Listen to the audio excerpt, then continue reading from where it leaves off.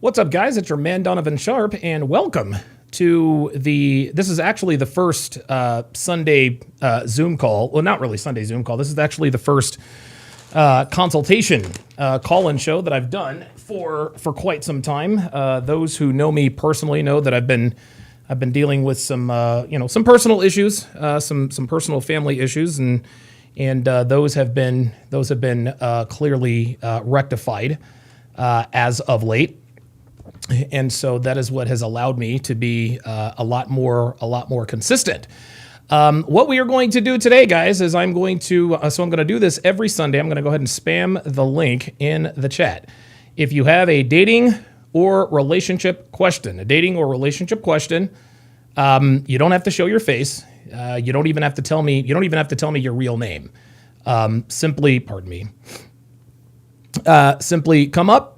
Give me whatever name you want, whatever location you want. Like I said, I try to keep things as proprietary as humanly possible. I'm not going to judge you, but I'm definitely going to let you know exactly what's up. I'm not going to sugarcoat anything. I'm not going to sugarcoat anything. I'm going to be giving you advice based on my experience, and this is going to be red pill type advice. So if you're looking for somebody to tell you what you want to hear, if you're looking for somebody to give you permission to try to get your ex-girlfriend back after she cheated on you, I'm not the guy. It is most certainly not that kind of party. But by and large, I'm here to help you guys. And listen, ladies, if you guys have any questions or concerns, whatever the case may be, if there are any ladies out there who have relationship questions, you can be sure to come on up too. I'm certainly not going to handle you with kid gloves just because you're a woman. I'm gonna shoot you straight, just like I shoot the guys straight. You guys are always talking about equality, so I'm gonna give you guys plenty of equality. In terms of, let me give me a second. And by the way, I'm watching the United States versus Germany hockey game. So if you guys hear an exclamation or anything like that, simply let me know. Self-employed success secret. Interesting. Says my girlfriend is good friends with a few guys. Should I be worried? Yep. It's obvious. Come on, man. Come on, bro. Come on. Officer Masunaga is in the house. Sorry. Officer Masunaga. The hell? There we go. Absolutely doing real good. Officer Masunaga is, I've known him since he was 15 years old.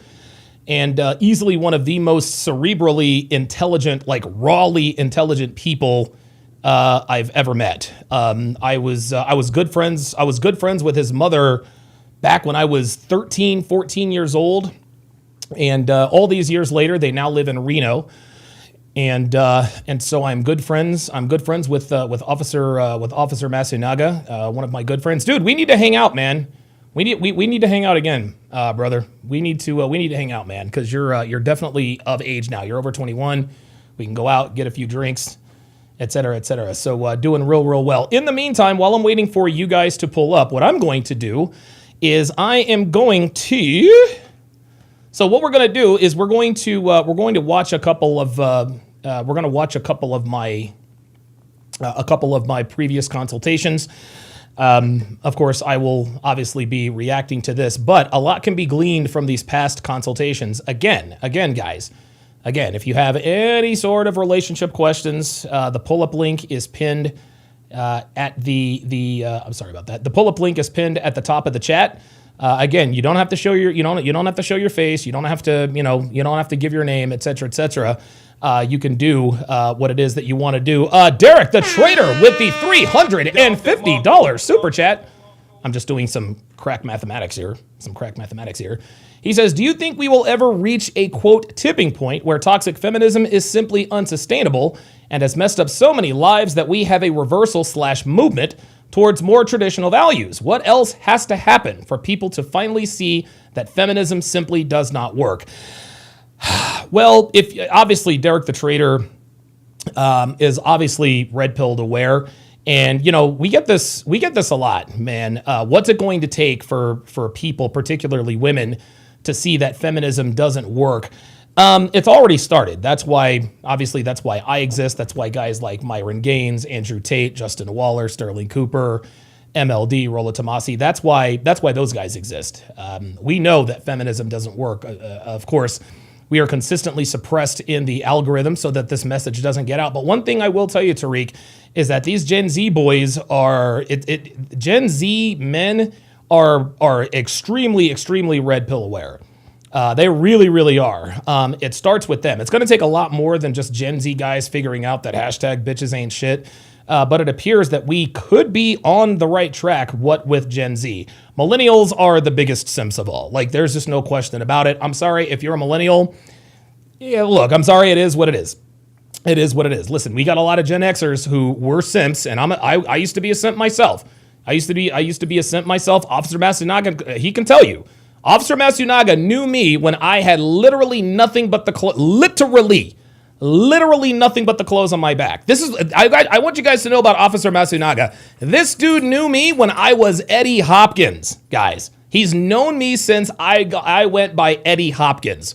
Okay, he remembers me sitting there writing Return of King's articles. So listen, the man knows me well. The man knows me very well. He knew me before I had all the success and money and all this other kind of stuff. But the point is, and I'll get to you in just a second here, Jay Blaze. The point is that listen, Gen Z, they seem to be the most red pill aware. Millennials are blue pill as fuck. Gen Xers, I think, were probably a mix of purple pill. I'm a late Gen Xer, so I was alive during the time when masculinity wasn't outlawed. It was still on TV, et cetera, et cetera. But I also bought into the feminist nonsense that ultimately led me to, yes, Officer Matsunaga says literally. He was there, guys. He was there. Listen, remember the story that I told you about Amy? Right? I might actually play that story. I might actually play that cartoon story just so you guys know. Me landing in Las Vegas, eventually ending up in Reno. Officer Matsunaga was absolutely there. He was 1,000% there. By the way, my favorite of all the Marvel movies is Captain America: The Winter Soldier. I went to see that with Officer Matsunaga. So I'm very, very, very, very, very, very happy that he's doing here. You're working a couple of jobs right now. Okay. Wow. Okay. So and his name is Noah. We'll just call him Noah. So Noah is definitely on his grind and on his hustle. Let me go ahead and bring up Jay Blaze here. Blaze, what's going on, brother? How you doing, man? Hey, what's up? Yeah, basically Gen X is a bunch of stray cats that were just kicked out of the house for for the entire day, and they just came back. And as long as you weren't dead or maimed, they're just like, yeah, that's fine. But boomers keep throwing hand grenades behind them and just wrecking everything. And Gen Z is the only shot. But dude, have you seen what's happened with the British government? Dude, they have like anti-misogyny campaigns. I think they're going to be the most we are done with this system. Like the British Gen Z guys. Yeah, because and what you're referring to, like, what kind of laws are on the book? Like the anti-catcalling laws, whatever. Yeah. Well, they co-opted that show that was on Netflix with the Adolescents. Yeah, Adolescents. So they're playing that throughout the schools. You have England is lost, and I think their men will be will just go and go berserk against the system. But you have the Andrew Wilsons that will say we need a Christian, and if there was Christian versus or conservative versus liberal, I would agree with them. But they're bringing in so many immigrants that the immigrants will take over if we're against each other. There's no winning with that message. We kind of need the liberals, but they're batshit. Yeah. It's like, look, man, and this actually goes to what you were saying. Derek the Trader actually asked a question. what else has to happen? Yeah. What else has to happen? And, I mean, it's like we take 2 steps forward, and 5 steps back. And obviously when Trump got elected, Donald Trump, if you can remember, man, he made a lot of promises about shadow banning and censorship and all that. Now I'm being pushed up a little bit in the algorithm. Fresh and Fit seems to be getting a little bit of footing. Pearl just got remonetized, et cetera, et cetera. But it's almost like, okay, we see your message and we raise you more quote unquote anti-misogyny laws. What are your thoughts on that? Part of the reason I think they're doing this, you have you guys who are doing the good things, but you have Candace Owens who's going absolutely conspiracy, like complete crazy person. I think they're going to use her and people like her as examples. It's like hand somebody rope to hang themselves. Yeah. I think they're going to go crack down even harder when a Democrat gets back in, and they're going to use Candace Owens as examples for why they need to crack down on it.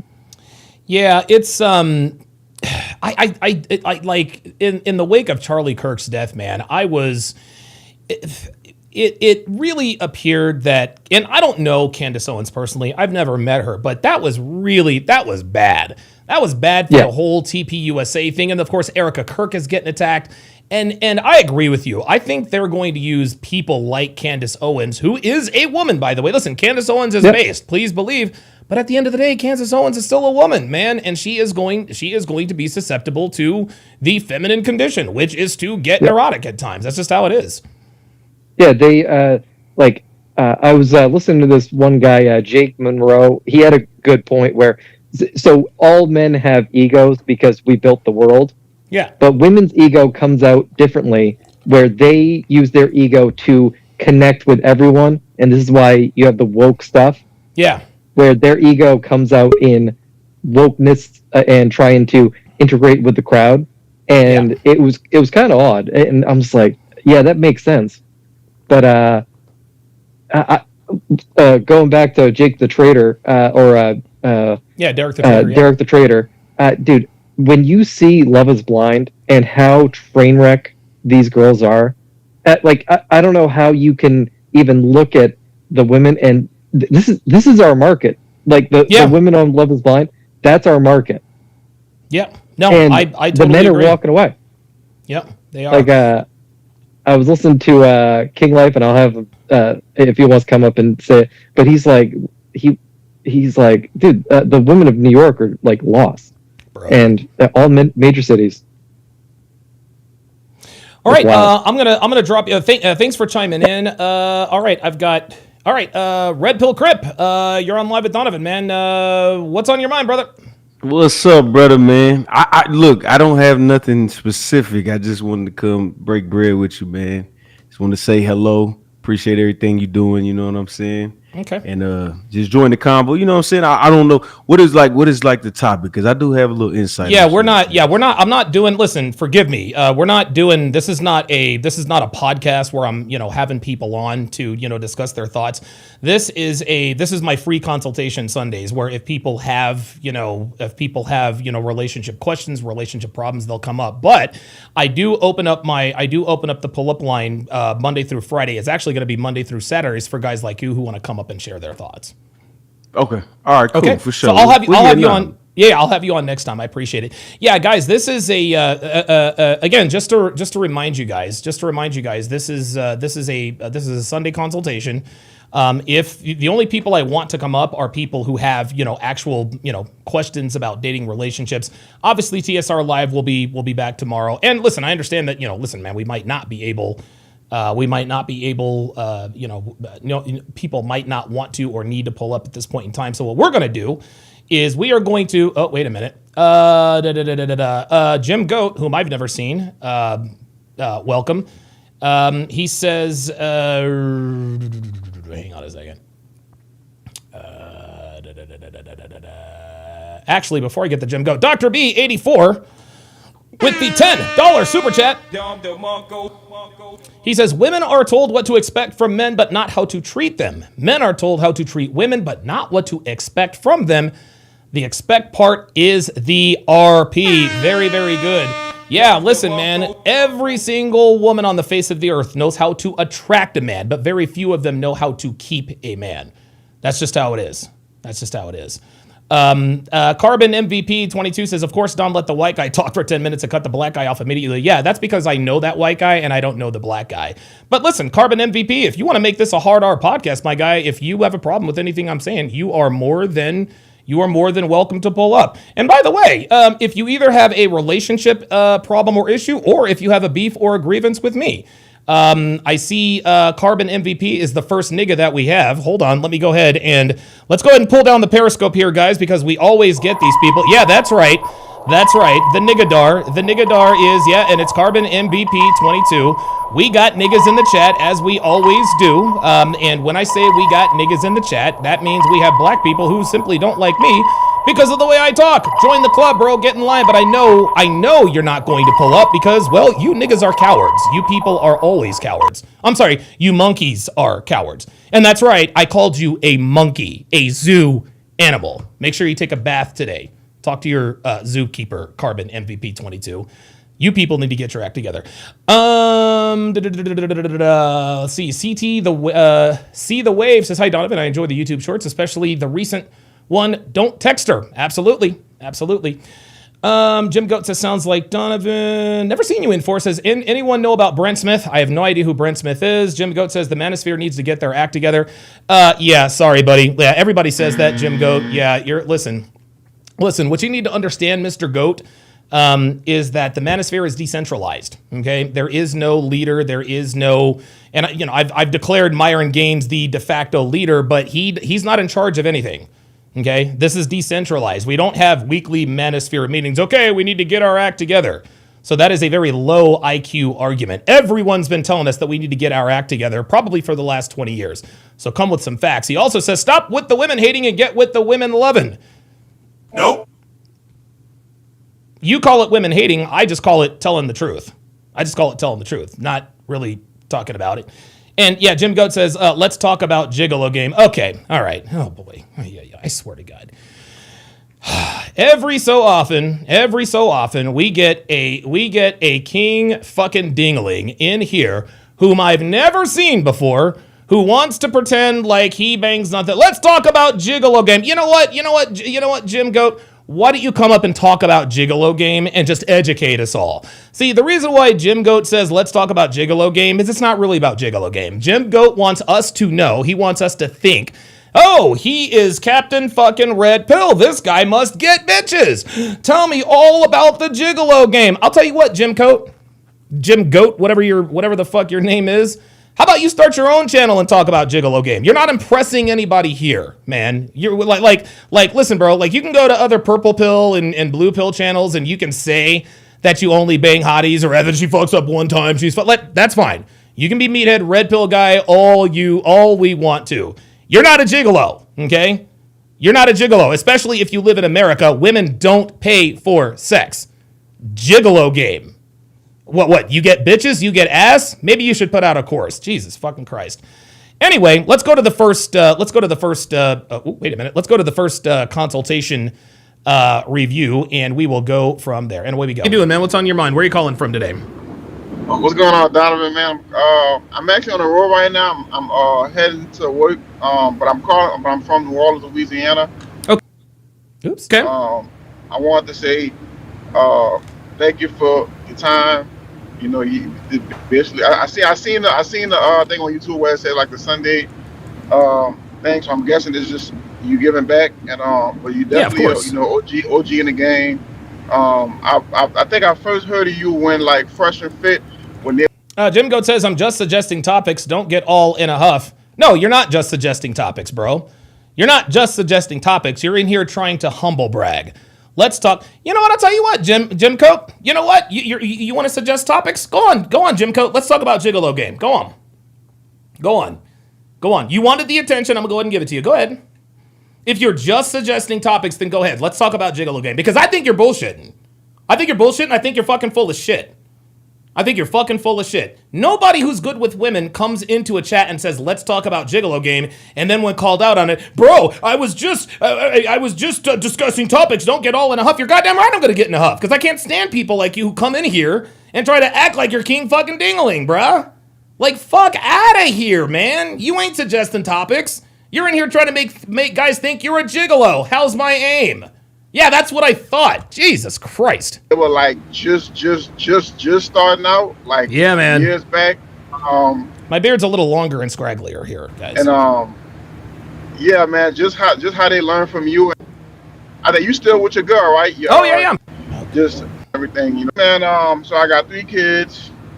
I got 1 son with an ex and 2 kids with my current girlfriend now.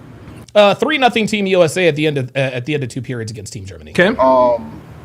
There it is. There it is. There it is. There it is. Jim Goat. There it is. There it is. I knew you were a low-key hater.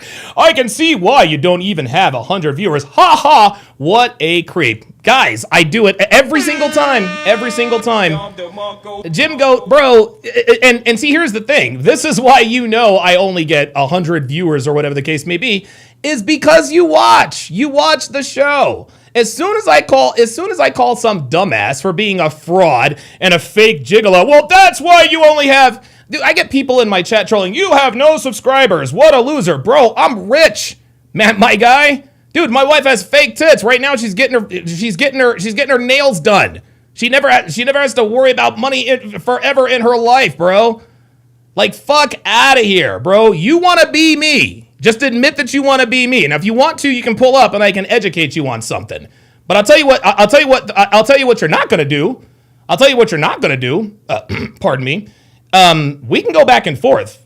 Please believe. And I am not afraid to debate you, but you're not going to do it in the chat, my guy. So you can either pull up or shut the fuck up. Let's continue. Every fucking time, man. You know, marrying her, but honestly, the relationship is kind of rocky right now. It's a plethora of things. Okay. So, on my end, you know, she's saying that I'm not emotionally available. She's saying that, you know, I focus on getting money too much. Mm-hmm. She says that, you know, I'm not a good communicator. I'm also inconsistent in some aspects. And things of that nature. Which I can own up to all the things that, you know, that I've done. But I feel on her end, you know, I feel why I haven't asked her to marry me yet, because her attitude. Oh, very good question by Carbon MVP. Carbon MVP says,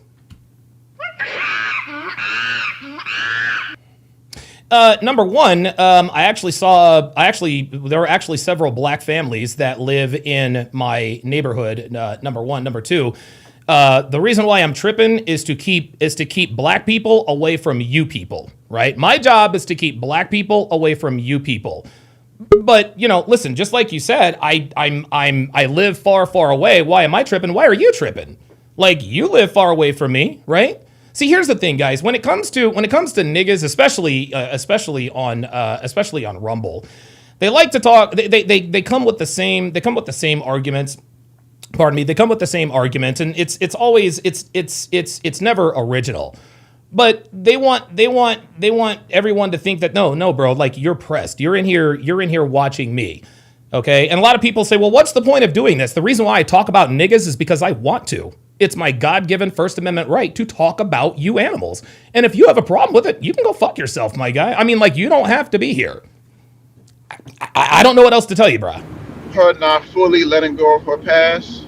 Uh-oh. So I remember, so basically she had like a situation to where, you know how girls say, you know, when they single, they have like situationships with guys, you know, but really, for watching y'all and Fresh, it really was like she wanted a relationship. All right, no, I'll talk to you soon, bro. Relationship with him, but he was just using her for sex, and basically that's kind of how the relationship was. Mm-hmm. So they wind up taking a break for a while, and then I wind up meeting her. Then I met her, and then 3 to 4 months into meeting her, I got her pregnant.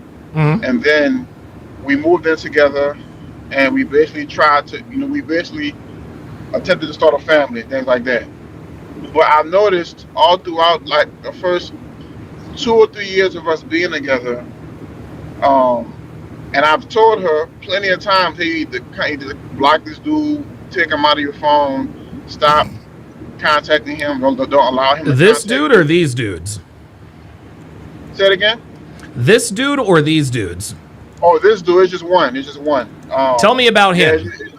Tell me about all him. right, so the guy's name, for the sake of us being on YouTube, I'm Yeah, you don't have to give me his name. Let's just call him. Let's just call him Steve. Let's just call him Steve. Steve. Yeah. So Steve, so he's basically like, this. So I actually called the guy, Donovan, because it was really fucking with me because she told me when she was with him, they were doing like they had like threesomes together, and Oh boy. they was doing all kind of fun stuff. And then she always said he's just a friend, but He's just a friend. for me just being a curious guy and wanting to dig deep in her past because I know how important a woman's past is. Yeah. I figured out, okay, well she's saying he's a friend, but they basically was fucking like they was together. They was going out on dates. He was paying for stuff and things like that. And I found out while she was with me, he was like sending her money. Yep. And I found out through her bank statements, and when my youngest son was sick, I looked at her iPad because she left her iPad there so he could play the game. Because how children like to watch cartoons and shit. So Sure. I looked at the iPad and I looked at her email and I searched up his name. And his email popped up with how when you send money to somebody through PayPal or whatever, it or pops Cash App, up. yeah. So his name popped up. I'm like, what the fuck? And I looked at the date, and it was like a few months ago. Oh boy. And I'm like, what the? I'm like, so I just go crazy. I confront her about it. We start arguing. And around this time, this had to be last year in like December, November. Okay. So I go crazy and I address Dasher's coming up next. her about it, and we get into a huge argument about it. I get upset and I tell her, if you can't stop contacting this dude, you need to get your shit. You need to get out. I don't want to do none of this no more. I'm not gonna be that guy. Let's go. Be with a woman when she can't get over excuse me, can I cuss on here? I'm sorry. Yeah, go ahead. You got it. Oh yeah. I'm not gonna be that guy, that could keep a woman that can't get over a nigga who she don't have no baby with, who she was just fucking. I'm not gonna be that guy. Right. And did she ever stop? Oscar, you there? And we got 2 kids together, but I told him I'm gonna throw all this shit away if you refuse to stop contacting money from me. So Okay. she told me that she did. So since then I haven't. So periodically, as far as today, I travel for work, right? I just recently started traveling for work. I'm a pipe fitter. I work in a union, right? Oh wow. So you have a good job. So right now, damn, your audio kind of fucked up. Wait. You're okay. I can hear you. Okay. Yeah. So I'm in a union, right? And I'm in a union. I'm a pipe fitter, and can you still hear me? Yeah, I got you. I can still hear you. Okay. Yes, I'm in a union. I'm a pipe fitter, and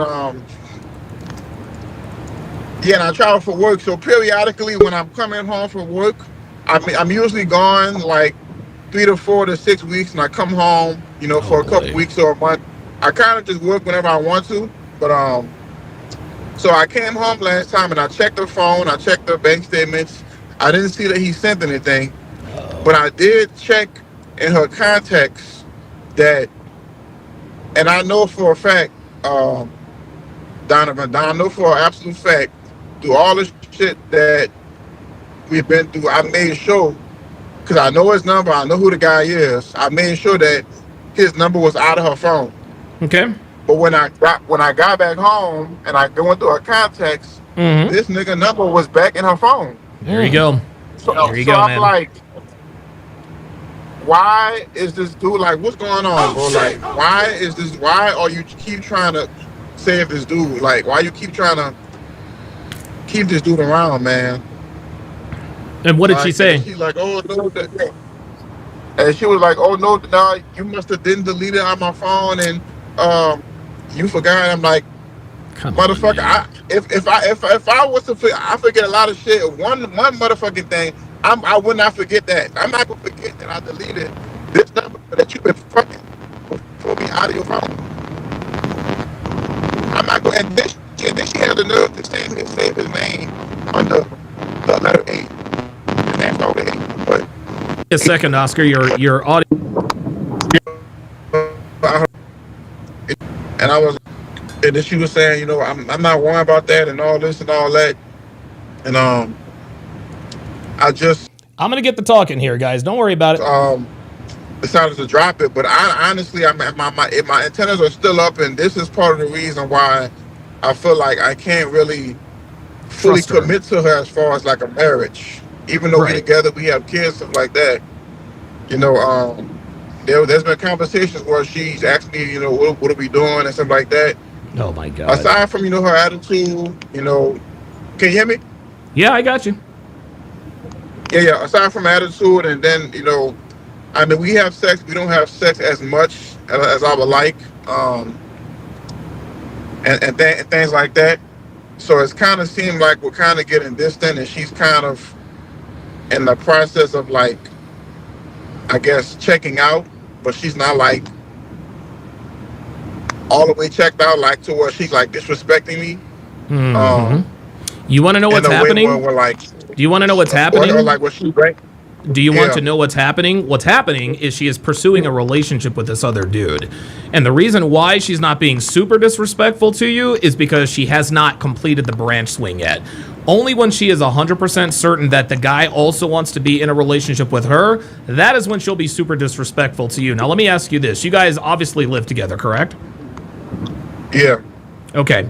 Is the lease under your name, her name, or both of your names?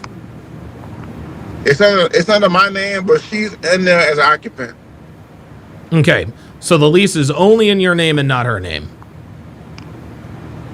It's kind of in both of our names, but like I hold more of a stake in the lease, if that makes sense. Like, you know how No, that makes sense. That makes sense. Who makes more, you or Yeah. her? yeah, because the way I got it from using my income. So I mean, my name is Yeah. on it, and they use my income to Gotcha. verify it. But Okay, yeah. I got But you. her name is on it. We like they need her signature whenever we renew, basically. Okay, all right. So it's more or less in both of your names for the most part. Yeah. Does she have family in the area? Yeah, so her auntie lives literally like around the corner from us, about 5 minutes, because we drop our kids off to her auntie because she works as a dental assistant, and obviously she works there as a dental assistant, Okay. and then you know, we use her auntie, and then her grandparents live like, you know, 45 minutes away from us, away from us, and then we bring the kids by that too, and then her mom lives, you know, in a close range. So we pretty much are in close contact with her family, her side. Okay. What about your family? How close is your family? So my family is kind of different. So a few years ago, my dad passed away. Oh, I'm sorry to hear that, man. Yeah, it's all right. My mom, my dad. Yeah, Carbon MVP 22 says, bro, you're gonna have to learn to speak English, man. I don't speak nigga. It's been together, you know, all my life. Good. But my family is kind of messy, I would say, by Okay. being mostly women. And not to say that women are messy, but just the type of women that my family are is just Women that, are messy. you know, even when I was in my past relationship, a lot of, you know, crazy stuff was going on, like, you know, them not being positive in a relationship, you know, them Yeah. just flipping to being on my side versus my ex-girlfriend's side. And now since I got her, So a lot of them don't like her, my girlfriend now. I got into an altercation with my big sister over my son because of my ex. And so it's like I kind of, aside from my mom and like other certain amount of people in my family, I kind of interact with my family at a distance, aside from if it's like major stuff like a funeral or something like that. Gotcha. But Let me ask you this. How old are you and how old is she? I'm 27, she's 28. Okay, and how old are your children? My oldest is 8.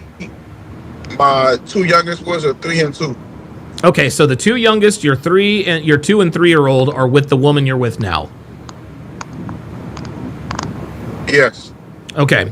I'm just going to be straight up with you here, Oscar, and I know you're not going to want to hear this, and I promise you, I'm taking everything into consideration. Your relationship's been over, my guy. Your relationship has been over. And I know what makes this complicated is the fact that you guys live together and that you have 2 children. But you really need to be working on an exit strategy, because here's the thing, Oscar. Here's one thing I can tell you. She's not going to leave you. And the reason why she's not going to leave you is because of the money you make. And think about the situation she's in. She's with a guy who makes great money, takes care of all of her bills, takes care of both of his kids, who's gone for 5 and 6 weeks at a time, right? That is the perfect chance. And here's another thing, Oscar, and you're not going to want to hear this. This is probably going to come as a gut punch. That nigga that's still in her phone, she still fucks that nigga while you're on the road. Okay, let's just keep it a stack. She fucks this nigga while you're on the road. That's why whenever you come home, his name is still in the phone. Okay, and the thing is, number and name is still in the phone. And here's the thing: she knows and understands that you're on the lookout for him. So she's becoming better and better at sort of hiding that. It won't be long before she just gets a second phone altogether so that she can avoid the nonsense. But if I had to put money on it, my friend, she is cheating on you with this guy that she cannot get over. But the only reason why she's not leaving you for him is because he probably doesn't make as much as you do. You are the beta bucks, he is the alpha fucks. So she's not going to leave you, but she's going to stay with you and continue to fuck this guy. Now, here's the question. What are you going to do about it?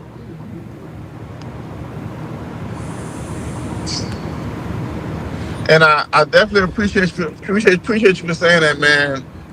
But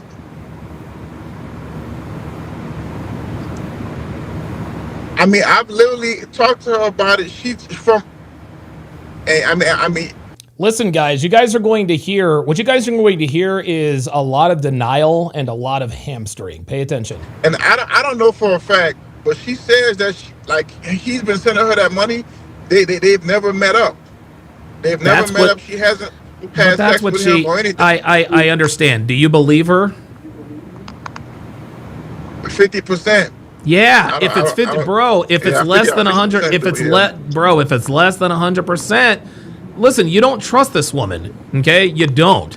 That's why you keep going through her phone. Is because you don't trust her. You know, listen. I know this is hard to hear, and I know that moving on from her, it's going to be messy. You have 2 kids together, there's child support, etc., etc. But my friend, you've got some very difficult decisions to make here in the not-so-distant future. You can either stay with this woman, pardon me, you can either, and now we have to balance the budget. Do you think it would be less, honestly, I think it would be less expensive for you to just live apart from her and pay child support than be living with her, because I can promise you. Does she have? You said she works as a dental assistant, right? Yeah. How much does she contribute to the bills? You kind of broke up. Say it again. How much does she contribute to the bills, the monthly bills? So I basically told her, she basically pays for like her own stuff. For like, she has a car. So nothing. She has a phone. Right. So she pays all of. So she pay. No, hold on. So she pays all of her bills, but you pay all of y'all's bills. Does that sound right? Yeah. So I pay like the rent, the light bill, cable bill, all the shit that is essential to life. Whereas she makes her car payment, her cell phone payment, etc., etc. Yeah. Right. Okay. What percentage of the electric bill, the phone bill, the cable bill, and the rent does she pay? 0. I mean, no. There you go. Leave it there. She might pay the bill. So you are living with a woman. Do you guys see how he's trying to negotiate this? He wants me, and he knows the truth. He wants, and again, this is the negotiating part of grieving. He wants permission from me to continue with her. Woman who is getting money sent to her by someone she used to fuck. She doesn't pay any of the household bills. The only bills she takes care of are her own. The reason why I asked you if she has family around is because that's who she is going to have to lean on. That's who she's going to have to lean on. And here's another challenge. When and if you do decide to dump her and kick her to the curb, you're probably going to have to deal with her family. Why did you dump her? Blah, blah, blah, blah, blah. They're not there, so they don't know. But I'm telling you, as Donovan Sharp, my guy, listen, man. I've been through dozens of situations with hundreds of women. I've heard thousands of stories. There is no way your woman is not cheating on you. There's just no way. If you're gone for 6-7 weeks at a time, she probably has your locations too, man. She knows exactly where you are, when you're there, and how long you're gonna be there. There is nothing that's stopping her from fucking this nigga, and I believe she is, because otherwise his number would not be in her phone.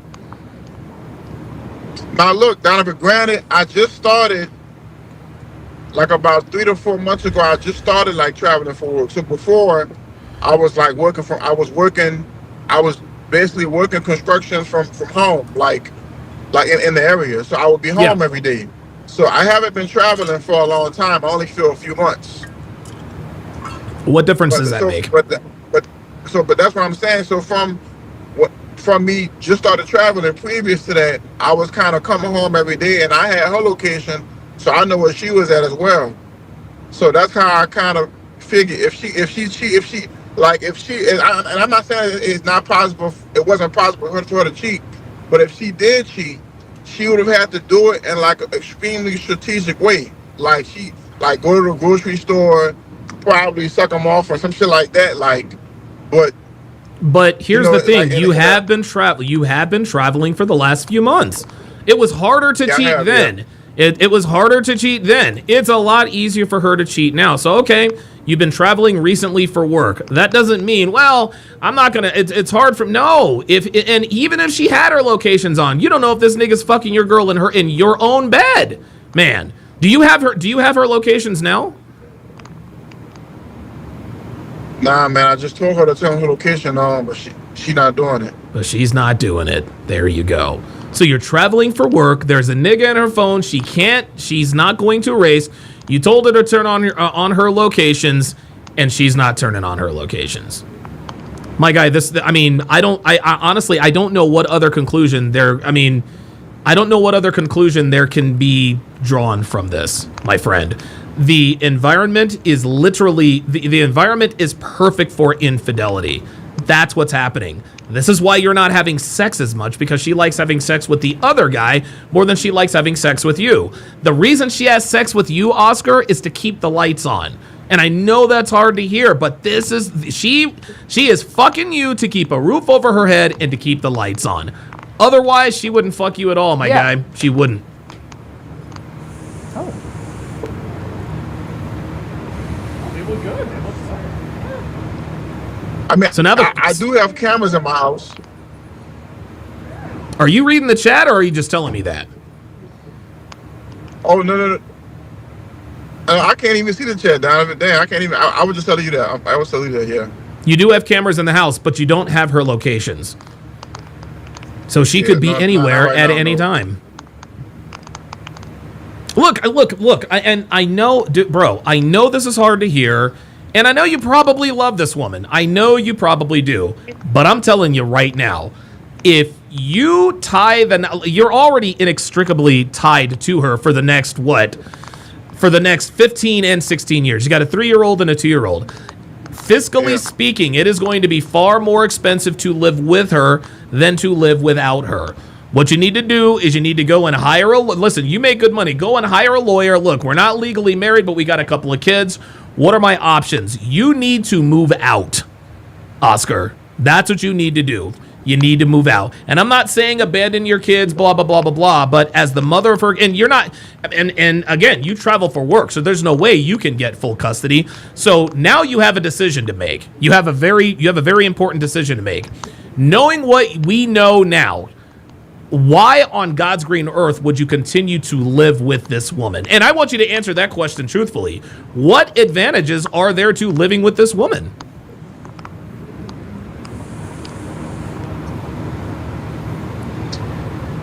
Honestly, man, let me get a little backstory about me, Donovan. So, Okay. my oldest son, right, that's 8 years old, right? Me and his mom didn't work out, and so I left her, But the only reason I left his mom, and shit was toxic and bad as well with my ex too.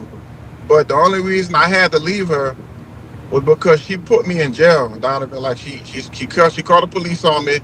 We had a toxic, abusive relationship, and she called the police on me, and she put me in jail. And to this day, my record, I have a clean record. The only thing I have in my record is I've been arrested. If the police pull me over right now, I'm driving right now. If they pull me over, they go see that I've been arrested, but I've never been convicted of anything. Okay, that's good. But I came to a realization that the only time I really had to, because she called the police on me multiple times, but the only time that I've ever been in a situation where I had to go to jail was because of her. It wasn't because of a woman. I don't drink. I don't smoke. Oh wow. I'm not in the streets. Right. I'm an honest guy. I got You're a real a good estate dude. company. I have every reason to be in the streets. My dad was a crackhead, but he was a working man. Most of all my family was in the streets doing drugs and doing all the gangbanging shit. And you made My man says screeds. it out. I chose to go a different route on purpose. So, but when I come to a realization, okay, if I'm not doing all of this, but I still wind up in jail because of a woman, I got to get the fuck away from this woman then, because this is not me. So, And you made the right choice. Say it again. You made the right choice. Yeah, but then even though I felt I did make the right choice, and I still feel that way. The side effect is, it hurts my son because Yeah, man. people don't talk about this, Donna. People don't talk about this. People always talk about, okay, leave. Okay, Yeah, leave, right. leave, But there leave, are leave, implications. leave. Like you have 2 children with this woman. You know what I mean? Like it's not that simple. Right. So the effects is, my son, he's in 2 different households. I have to, be aware and cautious of like who she's bringing around him, and she's honestly not going to be cooperative a lot of the times on, Yep. what on the way that I feel he needs to be raised, and vice versa. So this has impacted him, mentally, the way he acts up in school and things like that. Oh, So wow. each time I'm with him, I try to, spend as much time with him and let him know, I love him so much, and try to pay attention. And this is to how your he feels 8-year-old, like correct? that. Yeah, my 8-year-old, yeah. Okay. And it's hard, so it's part of that. And also my mom and my dad's been there for me, and I know they haven't had a perfect relationship. Sure. So I know if, and don't get me wrong, Donovan, if I had hardcore evidence of my woman now cheating with that guy that we talking about, even though it would hurt, I would leave, because as a man, I can't, at the end of the day, I have to have respect, for myself. So I can't be in a situation where, after all this time, and I'm in like 4 years now. After all the time, you know how I feel about the guy, and you still go have sex with him. Yeah, if any sort of pain that I got to go through to get away from you, I'm willing to do it. So let me get this. So let me get this straight. The only reason why you haven't left yet is because you don't have 100% ironclad evidence that she has cheated. Honestly, that's how I feel, Donovan. Yeah. Well, Oscar. That's really how I feel. Unfortunately, facts don't give a fuck about your feelings, man. They really, really don't. If you were a betting man, if you had to bet everything you owned on her faithfulness, would you bet it? There's your answer. You've hesitated. Because guess what? I would bet everything I own on Devin's fidelity. I know she's not cheating on me. You know what I'm saying? Like, dude, I'm here 24/7. She's here. She's literally not going anywhere. She is all about me. Most men can't say that about their woman, but especially in your case, if you aren't ready to go all in and say, you know what, I know she's not cheating on me. Because here's the thing: if you were 100% certain she wasn't cheating on you, you wouldn't be talking to me right now, man. And if you're looking for permission from me. If you are looking for permission from me to ignore all of the circumstantial evidence that Mac just said, if you're looking for permission from me to ignore all of the circumstantial evidence that she's cheating to stay with her, you are not going to get it from me. Now, I do understand that everyone in the chat, myself included, we are emotionally divorced from the situation. I don't know you, I don't know your girl, I don't know your kids. And so I know that there are other emotional strings at play. That being said, do you really see this relationship going the distance, Oscar?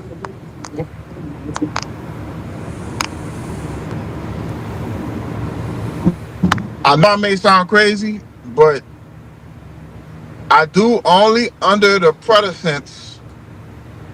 Stop the cap. Of, her attitude changing. Do you think that's going to happen, Oscar? Hold on. Let's slow down here. Oh. Do you think her attitude is going to change? All right.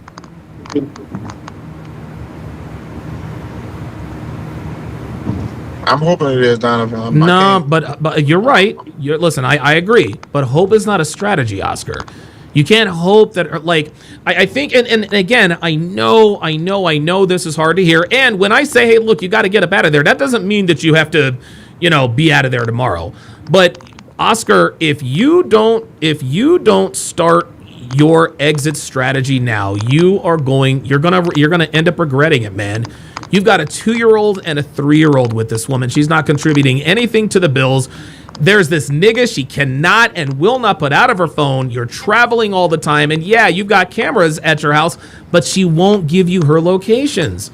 Like, my guy, the fact that she's not giving you her locations and she's got this other nigga in the phone, that tells you all you need to know about her loyalty. That's just all there is to it. And I know you're not stupid. And I think the reason why you're hesitant to sort of admit this to yourself is because separating yourself from her, that's going to be a heavy lift, man. Like, dude, you've got child support to think about. Where is she going to live? Where am I going to live? Are we going to get movers to come? Like this is going to be it changed our lives drastically. Yeah. It changes a lot drastically. But at the end of the day, I'm telling you right now, if you don't start making plans to separate yourself from this woman and set your kids up, you are going to regret it.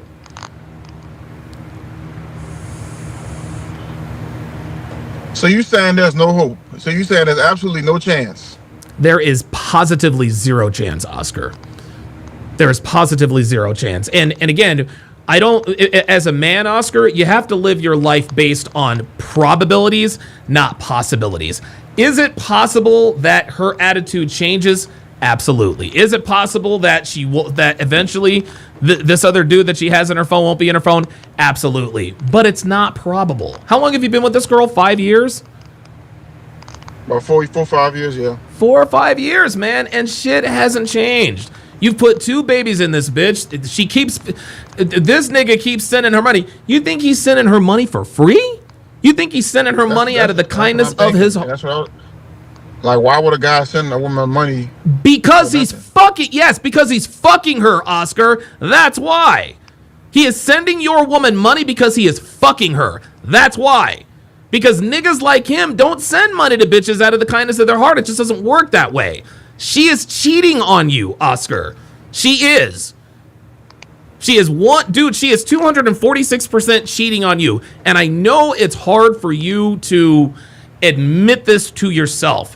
But in order for you to move on, you got to start being honest with yourself. There is way too much evidence. There is more evidence to suggest that she is cheating than to suggest that she's not. Not one thing about this situation tells me she's not cheating. Not one. You travel. She's got him in her phone, and she doesn't have her locations on. You keep telling her, turn on your location, she's not doing it. Whatever reason she gives you is immaterial. The reason this man is sending your woman money is because he is fucking her. And you got to understand, here's something else too, Oscar. She's not going to leave you, okay? She's not going to let you off the hook by breaking up with you, okay? And this is the difference between men and women. We got to do what's hard, okay? Men, we got to do what's hard. If you're expecting her to do the hard thing and just come to be like, you know what, Oscar? You know, I've been fucking this other dude and he's been sending money. It's time for me to go. Oscar, I'm telling you right now, that's not going to happen in the next 120 million lifetimes because this is just not how women operate. They don't operate that way. She is not going to let you off the hook. And as a man, what you got to understand is that the hardest thing to do is often synonymous with the right thing to do. You stay with this woman, she's going to make your life a living hell. Every time you come home, you're going to be checking her phone. You're going to see his name in there. You're going to get into an argument about it. You guys are going to have sex. She'll give you starfish sex. And you're back on the road again. And now she's back fucking this nigga. This is not the way to live, Oscar. And I think you know that.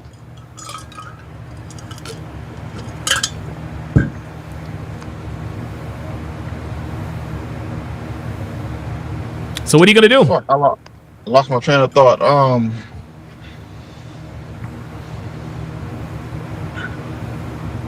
Oh yeah, but she's been telling me recently that she wants to leave. She wants to leave you? Yes, that's what she's been saying. She's saying she's feeling like she doesn't want to be here. Oh my God. Okay, so this woman is telling you she wants to leave, but you're telling me that you think there's a chance this relationship could work.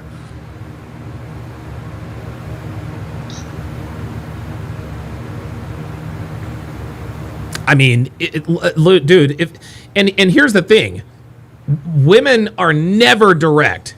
Ever direct. But if a woman is direct with you and tells you, yeah, I want to leave, you know what you should do, Oscar? You should believe her.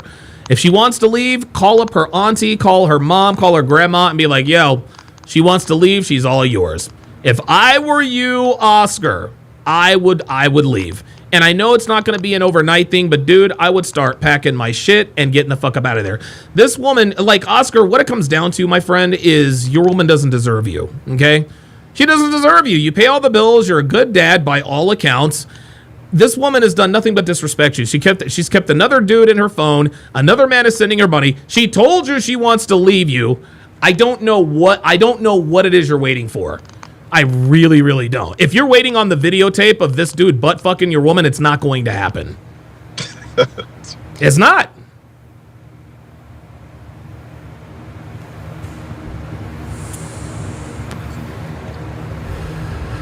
So what are you going to do about it?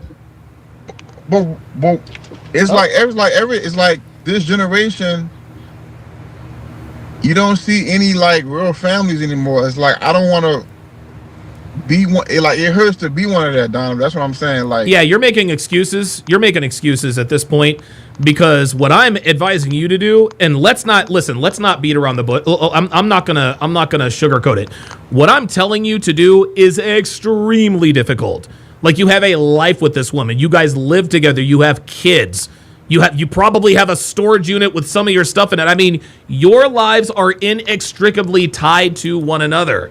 And the fact that you guys have 2 children together, that makes it infinitely tougher to break up. So if you want to stay with her out of convenience, then just say that. Listen, I'm not going to agree with it, but I will understand. Like, I get it. But by the same token, you're not going to convince me that you're convinced that this relationship has a chance to work. And you can tell me, well, I'm trying to break the generational curse and I don't want to be another father. No, that's a bunch of bullshit at this point. And I get it. What I'm telling you to do is extremely, extremely hard. But you're still a relatively young guy, man. You know what I'm saying? You're 27 years old. You have your whole life ahead of you. And what's going to end up happening is if you stay with this woman is going to ruin your life, man. She's going to ruin your life. You really, really, really, really, really need to start an exit strategy.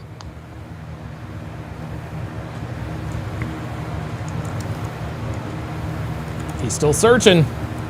But shouldn't I make that decision?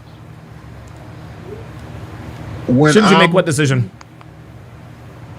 Shouldn't I make the decision to leave when I know that I'm ready to leave. Well, when do you think you'll be ready to leave? From what I told you, if I catch her cheating or You're not going to catch her, Oscar. You're never going to catch her cheating. Dude, I've been cheated on more times than I realize. I'm serious. I am so fortunate. I hear horror stories, Oscar. I walked in on my wife you think I'm crazy now? I've been cheated on more times than I probably realize. I've never caught her cheating ever. Okay? Right now you are making an excuse. You're making excuses at this point in time to not leave because it's the hard thing to do. But if you are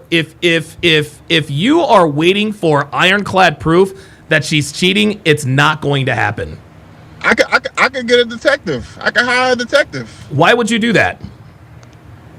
I'm saying if I really got it in my gut, okay, I feel like she's doing something. I could literally spend thousands on a detective to follow her around, take photographs, pictures, and videos all throughout her day for weeks, months at a time to really see, yeah, Oscar, look, this is the evidence. You know, she's been fucking on this guy, whatever. You know, thank you for your services, but this is what we did. This is all the evidence that we got from our investigation. So if I see all that, then I'll present that to her and I'll be like, all right. No, you're still bullshitting yourself. I think that if the detective gave you unequivocal evidence that she's cheating, I think you would probably still find a reason to stay. Nah, bro, I'm a leaver, bro. I put that on my dad. I'm a leaver. If I see that shit, I'm leaving her. No, but see, then you're never going to leave her. Listen, Oscar, I'm telling you right now, you are not going to catch. On me. Or if she does that, I'll leave her. Or if she does that, or if she do what my ex did and try to put me in jail, I'll leave her for that. Yeah, but she's not going to do that. Because she's never called the cops. You've never given her a reason to call the cops. You keep waiting for the smoking gun. Oops. And I'm telling you right now, you don't need hard evidence. You know in your gut something's going on.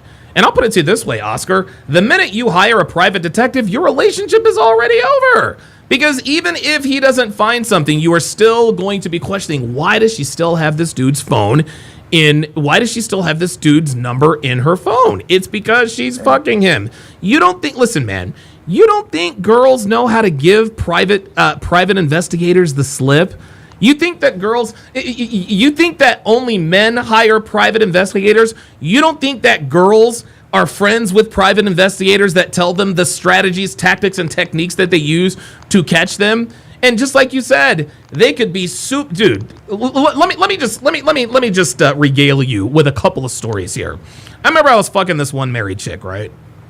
Her name was Sabrina, and this is the way she got away with cheating. What she would do is she would get her best friend's name was Erica. Listen up, guys. Her and Erica went to like a Starbucks and they took a selfie in front of the Starbucks, right? What she would then do is she would come and see me on a Saturday. On the Saturday, she would come and see me. She would wear the same outfit.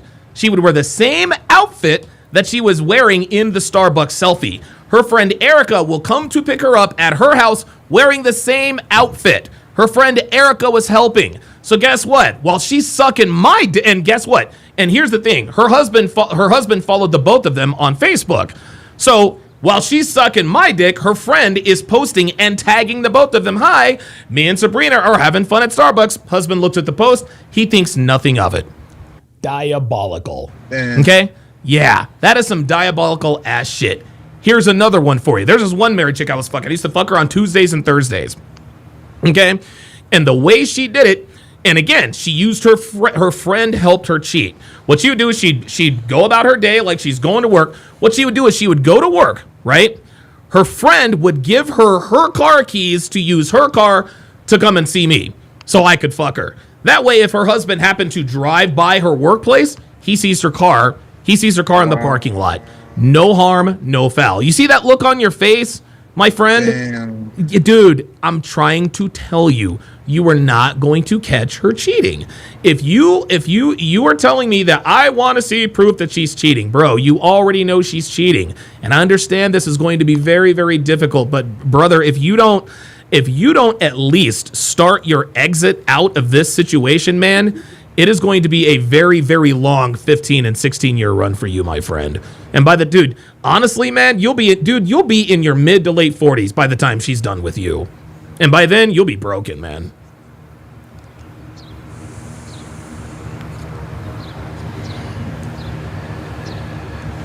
I know this is hard to hear, but this is what has to be done, my guy.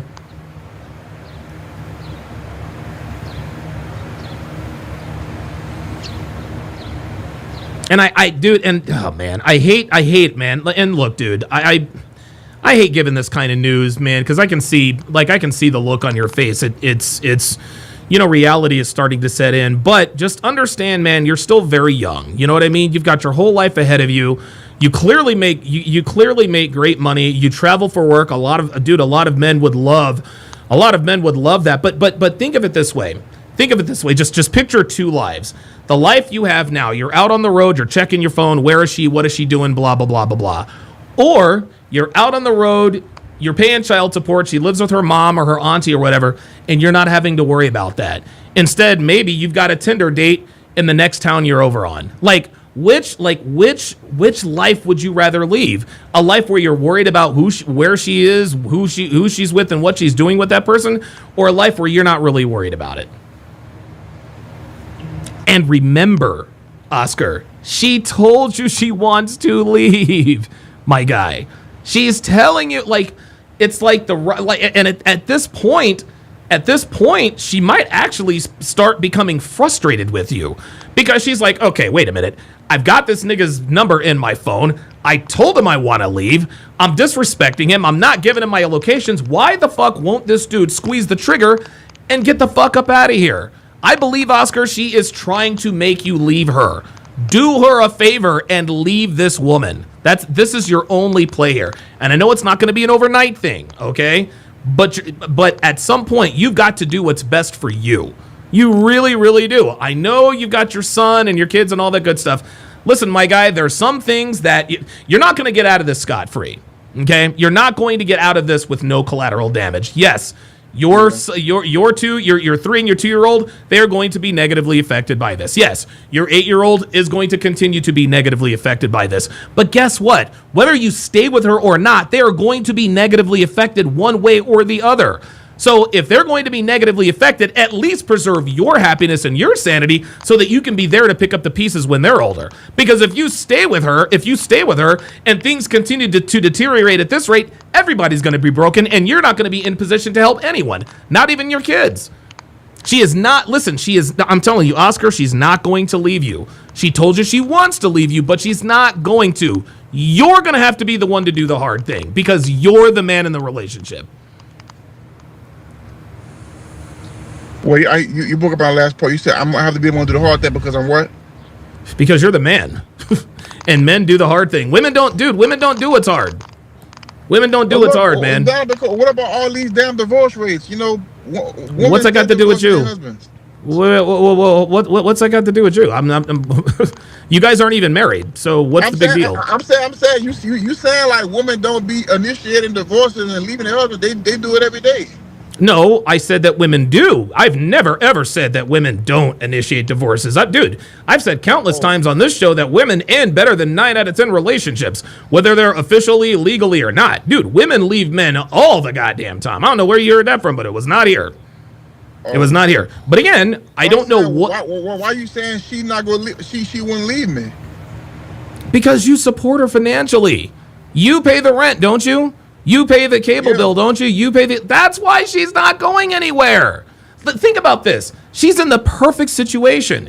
She has a man who travels for work, who makes good money, who takes care of all of the essential bills, who's gone for 6 weeks at a time. Why in the world, why would she leave you? Why would she do that? She's in the perfect situation. She's got I guess a boyfriend and a side nigga, and all of her bills are paid. All she's got to worry about is her car note and her car note and her phone bill. I wouldn't leave either. Shit, you kidding me? I mean, I'm just keeping it real. I wouldn't leave neither, man. Shit, it's a good ass situation this chick is in, man.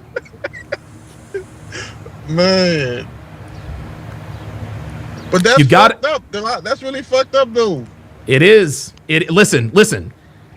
It is fucked up, Bro, Oscar. like, I feel like women should, like, it should be a legal consequence for women acting like this. Like, You're not right. Saying, I'm not saying I want a woman hurt or anything. I'm just saying, like, for women No, I to get act it. like this, like, Right. there should be, like, you know, in the Stone Age, they threw fucking stones at the woman that was cheating on her husband.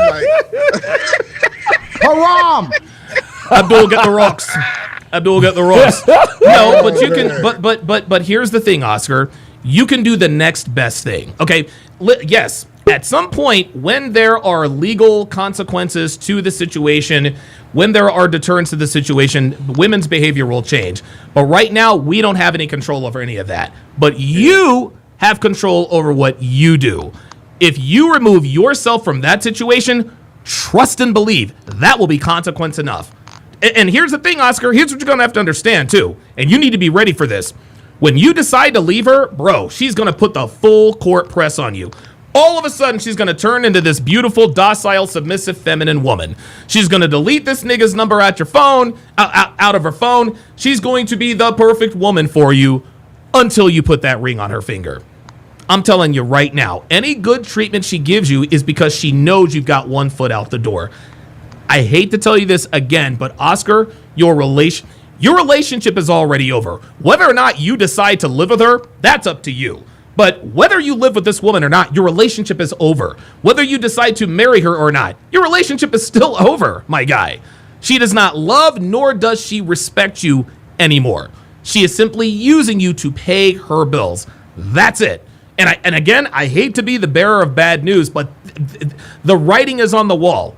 The writing is absolutely on the wall. There is positively no doubt in my mind. There are two things I know are true. Number one, this woman is cheating on you. And number two, she's not going to leave you. She's not going to leave you. And number three, you're never going to find out. Hire a detective all you want to. You're not going to find anything out. That's just the way it is, man. damn. It sucks, but it's true. And remember, if you haven't heard anything else I've told you, she told you she wanted to leave. What, do you think she was lying to you? Oh, you know what? Let me just lie to Oscar. You know what, Oscar?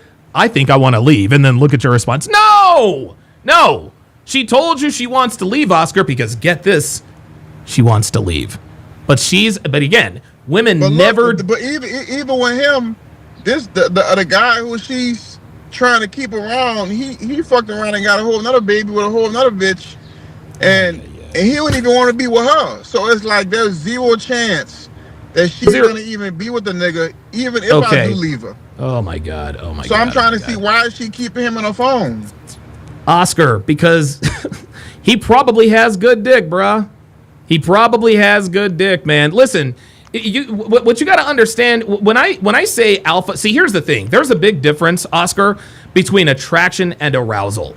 She's attracted to you because of the life that you provide her with. She's aroused by him, okay? And here's another thing, Oscar. The fact that you said, well, he's got a baby mama and another kid on the way. Dude, that increases the arousal. What, you think that turns her off?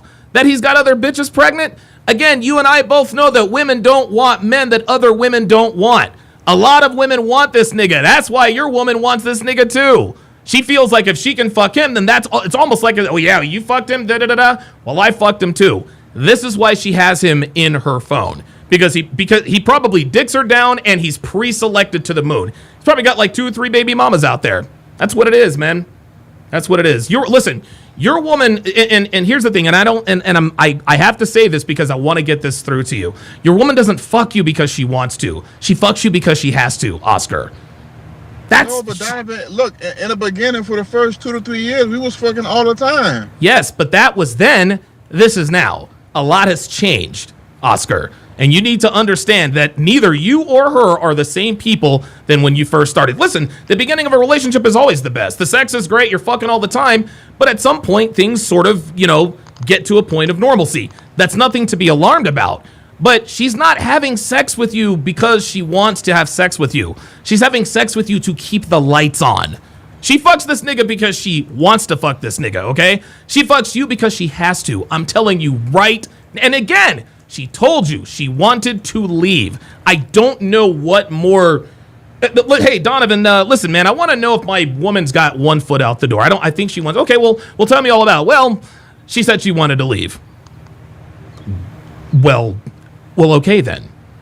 You're telling me your woman told you she wants to leave. I don't know why you would continue to hold on other than the fact that you're a little bit afraid of the unknown, and I get it. But I'm going to tell you what, man, your future with her is bleak. Your future without her, you've got a chance.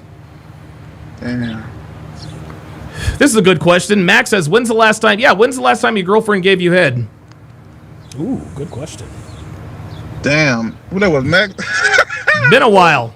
It's been a while. Hold on, bro. Yeah, see? Been a while, right? I'll probably say probably a month ago. Yeah. Yeah, a month ago. When your girl stops sucking your dick, she's fucking somebody else, my guy. She's fucking somebody else. You want to know the last time Devin sucked my dick? Would you like to know? When? Last night? About 12 hours ago. Yep. About 12 hours ago. There it is. There it is. And listen, use this moving forward. Listen, when you're having sex with a girl, dude, she'll do whatever you want. Okay? And I'm gonna tell you what. A woman giving a blowjob is probably one of the most significant things a woman can do for a man. She's on her knees, blah, blah, blah, blah, blah. You could choke her out. Your woman isn't sucking your dick because she doesn't want to submit to you, okay? More men have been in her vagina than have been in her mouth. Please believe. And the men that are in her mouth are the men that she's aroused by. The men that are in her vagina are the men she is attracted to. That's you. You are beta bucks. He is alpha fucks. She told you she wants to leave. She's not taking this dude out of her phone. She is literally dude, big fucking letters. Oscar, I want out. But you need to understand, women never, ever, ever, ever, ever, ever, ever, ever, ever, ever do what's hard to do. She wants you to let her off the hook. She's not going to let you off the hook, Oscar. She's not going to come to be like, you know what? I don't want to be in this relationship anymore. No, she's leaving that to you, as she should. You're the man. You make the decision. You need to leave this relationship. I'll give you the last word. All right. So the last thing I'm going to say this. Okay. How this term alpha and beta, how does this make sense? Because when it comes to masculinity, there's only like one kind of masculinity. No, there's many types of masculinity, but what you're doing now, Oscar, is you're trying to negotiate attraction. Now you're in the bargaining phase of this grieving process. You're like, okay, all right, maybe my girl is cheating on me, but alpha versus beta doesn't really make much sense to me. It doesn't matter what makes sense to you and what doesn't, okay, Oscar? She's fucking this nigga because she wants to. She doesn't want to fuck you anymore, my guy. I'm just gonna have to take the gloves off. She doesn't want to fuck you. She wants to fuck this other guy. She fucks you because she has to. She doesn't want to. She wants to fuck this other nigga, okay?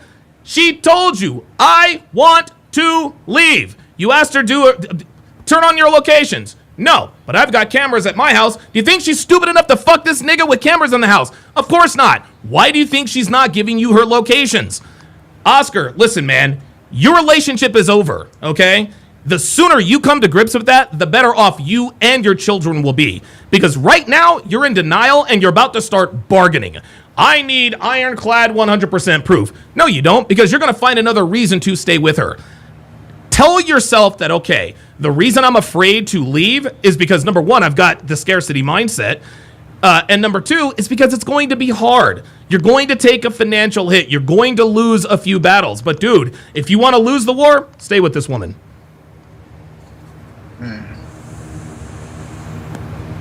Thank you, Don. I appreciate you, man. All right. Okay. And so you guys can tell. I mean, and, you know, the MS772 on the Rumble side says, I tuned in late. Do we have an update on this guy? No, he hasn't called in since. Stay tuned for an update, man. Come. Yeah, look me back anytime. Yeah, and he hasn't called back since. You know, and if I were a betting man, I would bet that he probably ended up getting back with her. He probably ended up getting back with her. Ay. More Life of Kai says, bro is beta. Yeah, I don't, listen, man, maybe he is, guys. But you have to understand, these guys call me for a reason, man.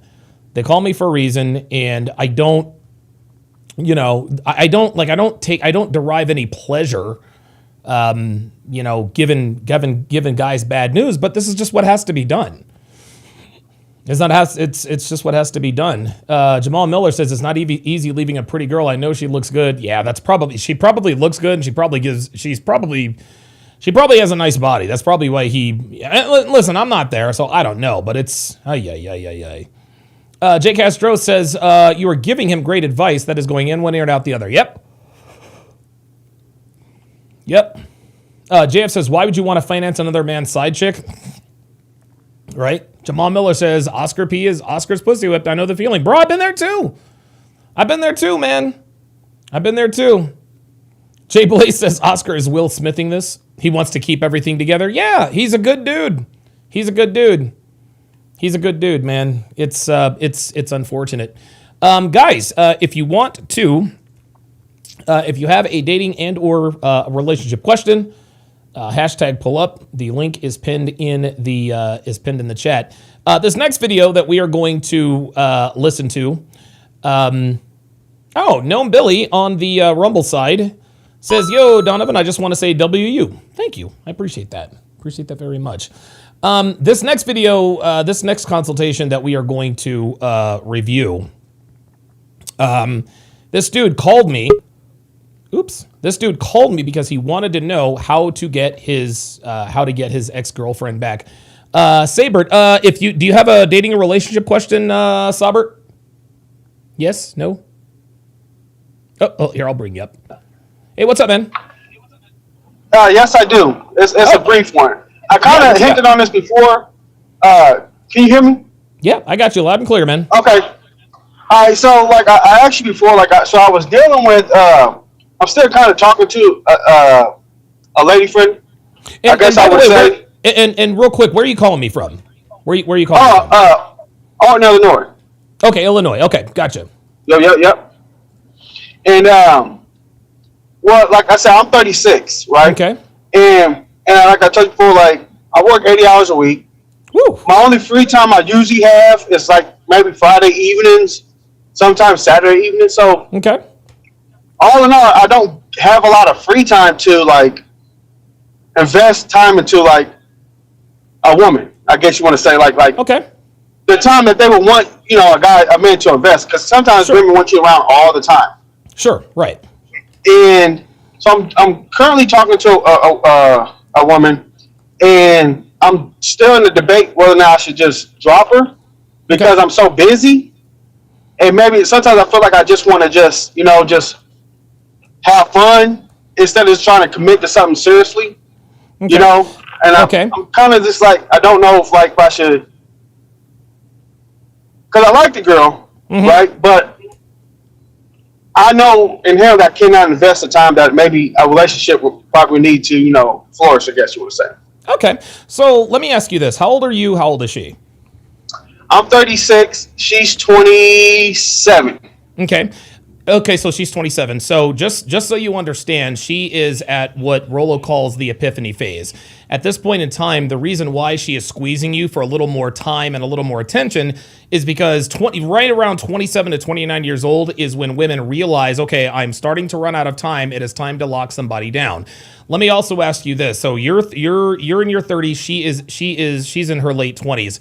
Is she recreational? Is one of the reasons why you don't want to commit to her is because she's recreational use only, or do you not know enough about her? Number one. Number two, how long have you been seeing her? So I've been seeing her technically for I would say maybe about 3 months. Okay. 3 months. Okay. I've known her before because I used to work with her, but I don't talk to girls I work with. Okay. Good. And then we kind of hooked up. I just figured I shot my shot at her about a few months ago. Well, actually what happened was she DM'd me. She called me So out of nowhere, like I posted a photo because I just came back from the barber shop. So I posted a photo. She jumped up. My man, I'm gonna give you a Don DeMarco for that. Yo, you had the beard. Yo, you had the beard tight. The lineup was clean. Let me go ahead and click a selfie real quick. All right, I ain't mad at that. Right. So she DMs me. As soon as she DMs me, she calls me on a video call. Oh shit. And she's hanging out with her friends at her friend's house. Yeah. I'm like, this is out of like nowhere. Okay. You know? And I'm like, cool, shoot. All right. So we talked for a second, got off the phone call. I hit her up. We went out a few times, you know. And like I said, just with my schedule sometimes, you know, it's like a hit and miss with me, you know. Okay. And I know she be wanting to spend more time. And like, cause she be hitting me up during the week. Right. And like I get off at 7 a.m. and I go to my other job at like 9 a.m. Okay. All right. So you're a hustler. So really, you know, Yeah. and I think she respects that, and she's in school still. Okay. And I'm gonna say this, and this is probably bad, but because I typically don't talk to women but she does nursing. She does what? She's a nurse too. Oh boy. Yeah. Okay. All right. So she's a nurse. Right. Okay. She's a nurse. Got it. Right. And so like I think all in all, like I don't. She seems sweet, you know, feminine, you know, and things of that nature. You know, she don't, you know, she ain't caused me no problems, you know, Right. or like difficult now like that. So that's to me that's good, you know. But I don't know if I know how to balance this, you know, something more seriously versus non-serious. If it's just recreational use, it'll be that's just easy. You know, that's just like, hey, wham, bam, thank you, ma'am. Yeah, of course. Yeah. So, number one, you're doing it right. The fact, and this is 2026 advice. One of the reasons why she continues to pursue you is because you're not available all the time, right? Because if you were too available, if you were too up her ass all the time, then she would be the one pulling back. The fact that you're asking me, am I too busy? That means that she's in that leads me to believe that she wants to spend more time with you. And the reason why she wants to spend more time with you is because you're not always available. Now, has she told you literally, hey, I want to spend more time with you? Or is she just showing you she wants to spend more time with you or implying it? It's the messaging.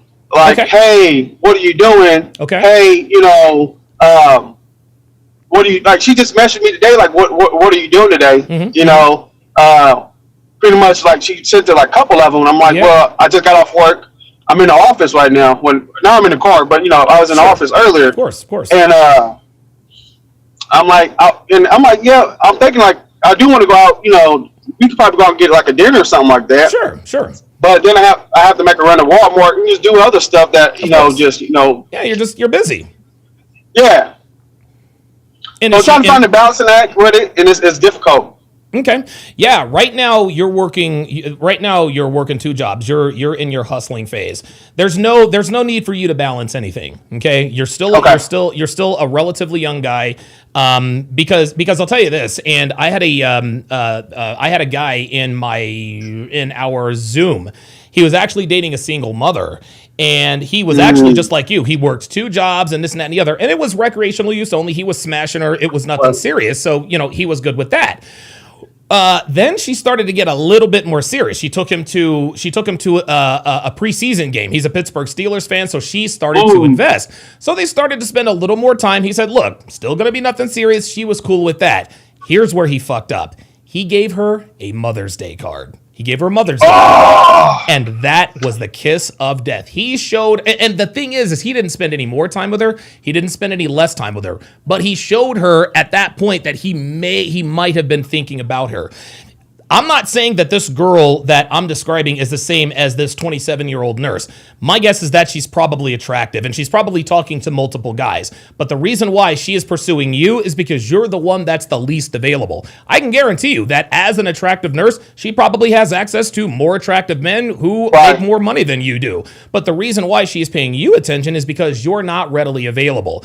Because I can promise you this: if you start to become the more available you become, the less available she will become.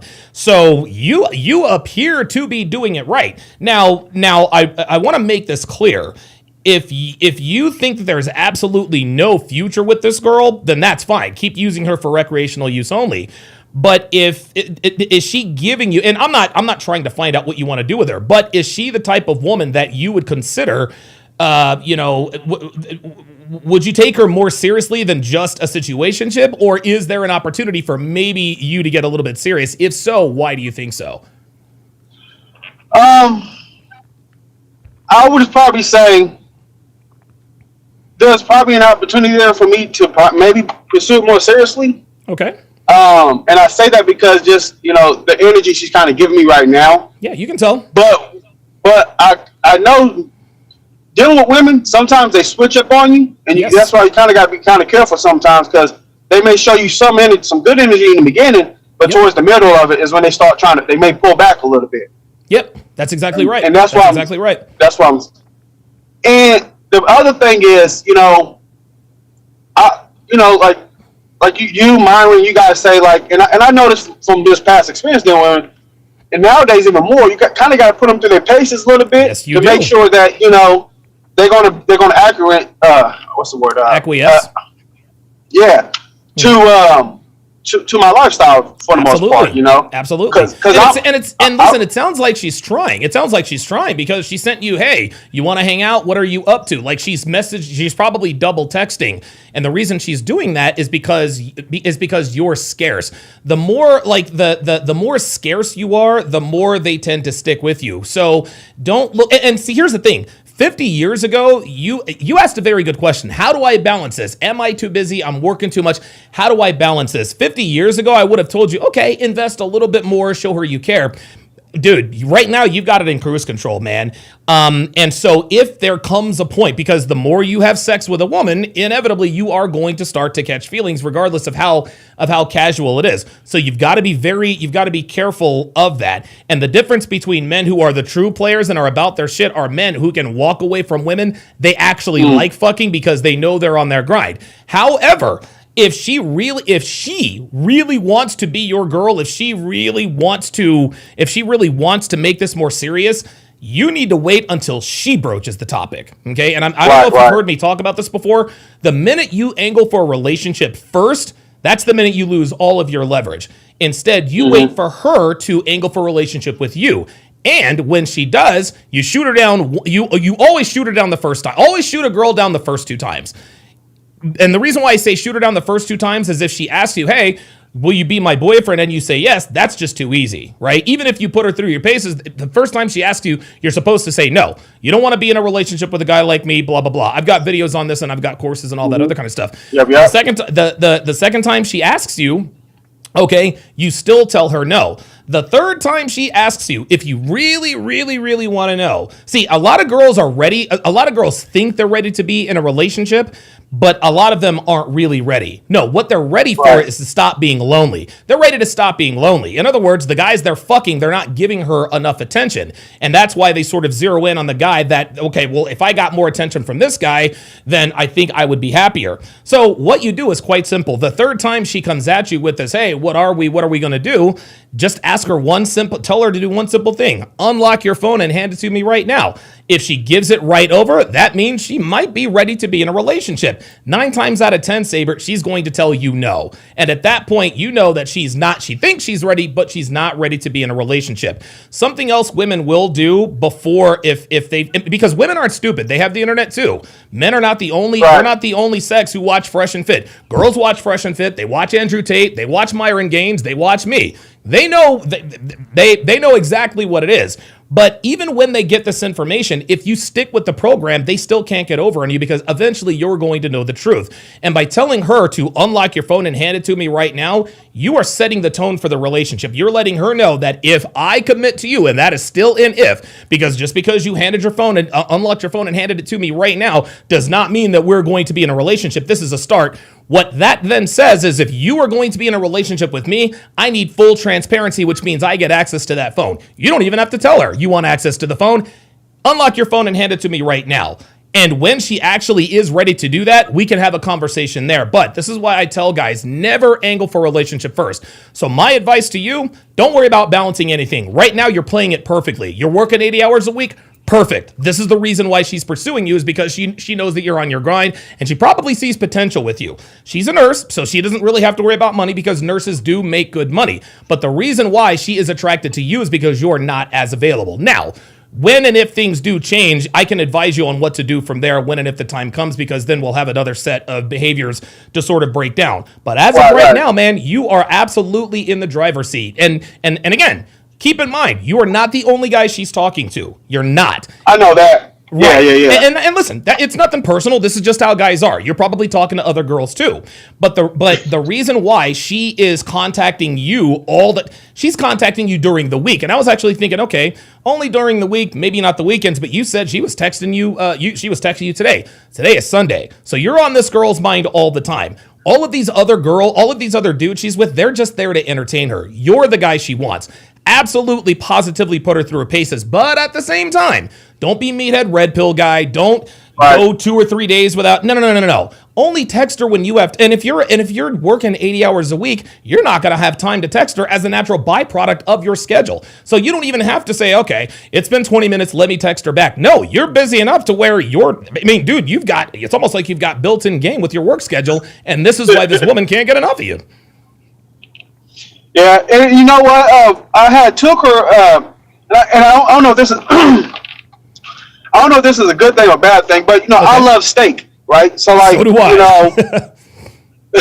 So like, no matter what, about once a month, I go out to go get me a good steak at a good restaurant. That's like that's how I treat myself. Good.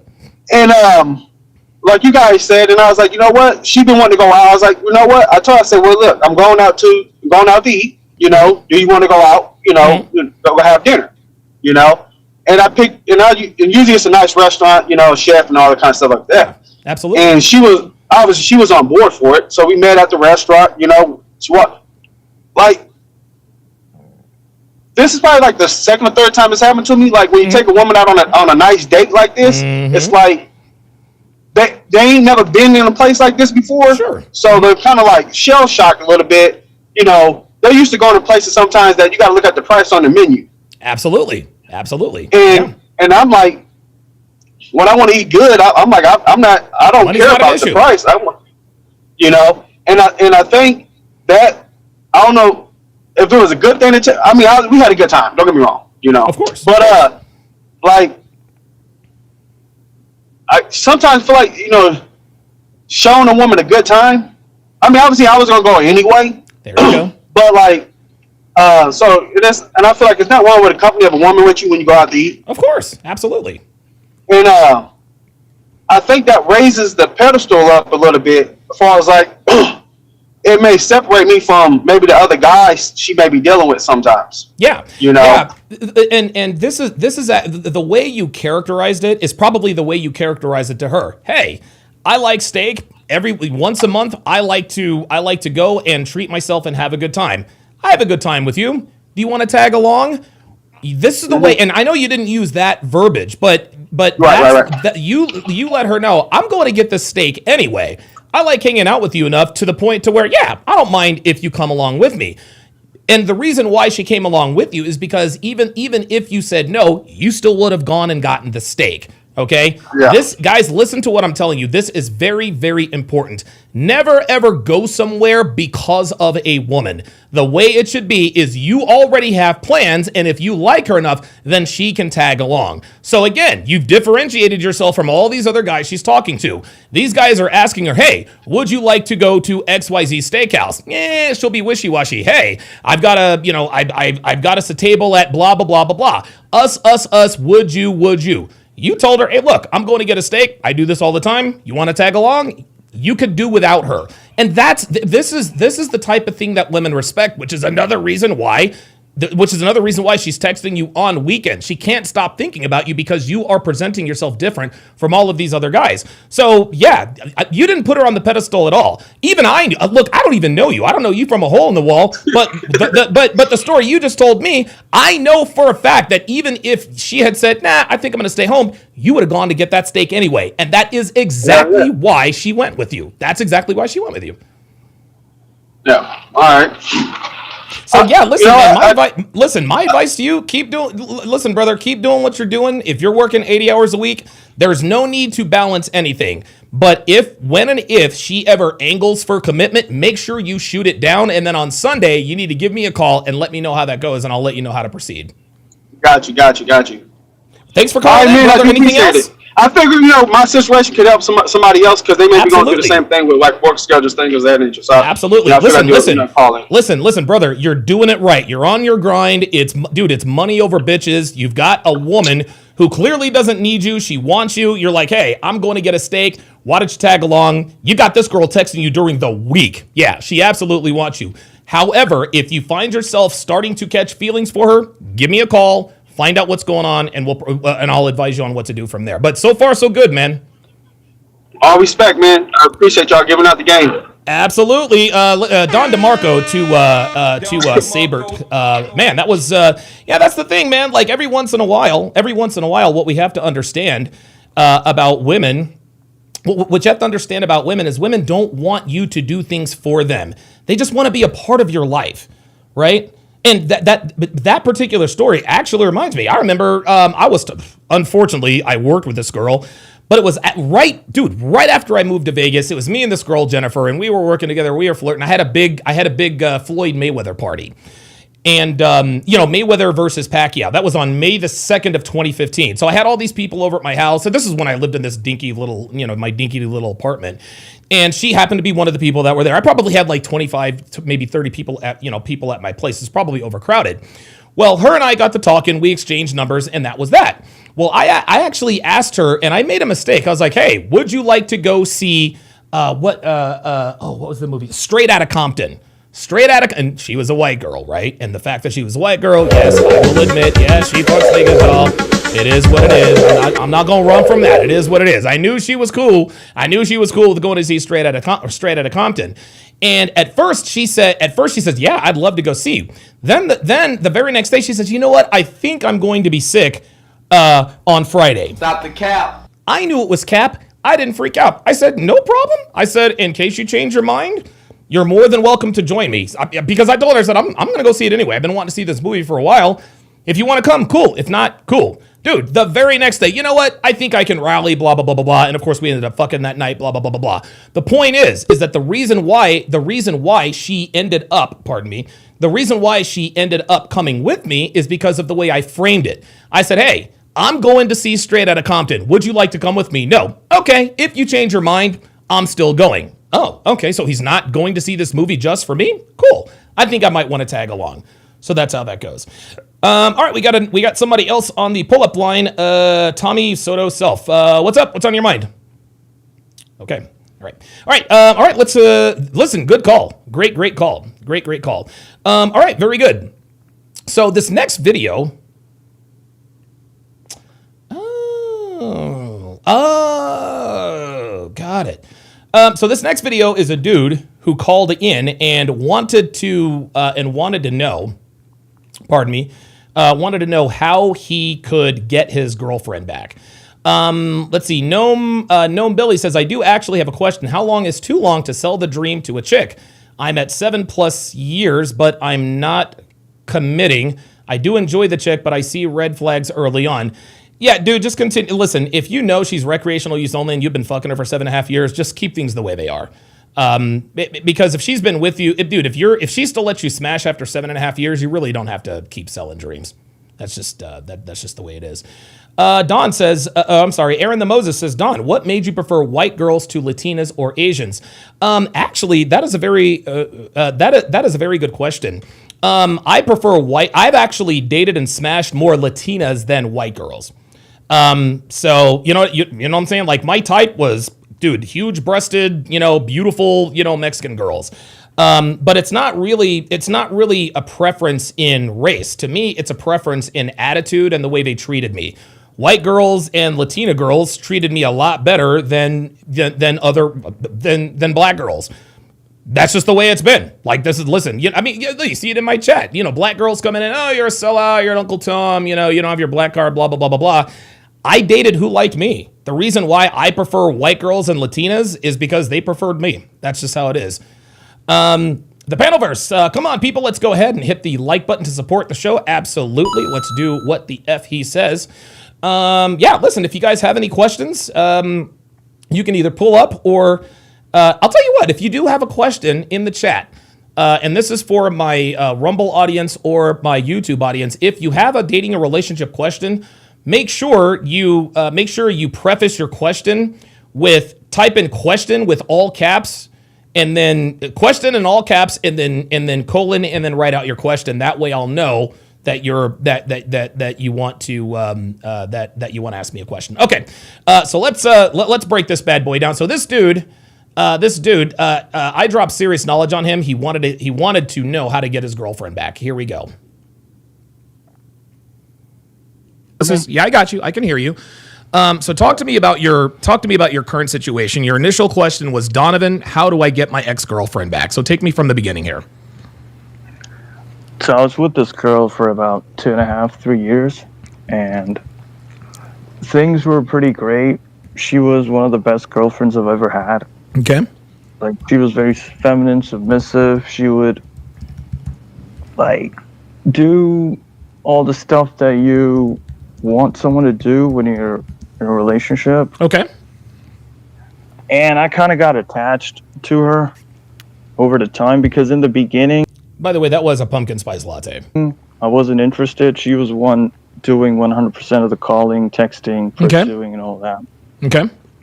So after first year, I kind of like got attached, and I started to fall in love, so to speak. And let me interrupt you there. It's not like you're not a bad person for falling in love with someone after a year. You spend enough time with a woman, if you know, I'm assuming you guys are having sex, you're going to fall in love. This is just how it is. Because guys, I'll tell you something else, Tesvelo. I've fallen in love with girls I had no business falling in love with, and I paid the price. So don't feel bad about falling in love with a woman you clearly should not have fallen in love with. It's fine. Exactly. Please continue. Because I learned it from my first relationship. Like, I don't like to get super attached to a girl. So in the beginning, I was very careful of who I,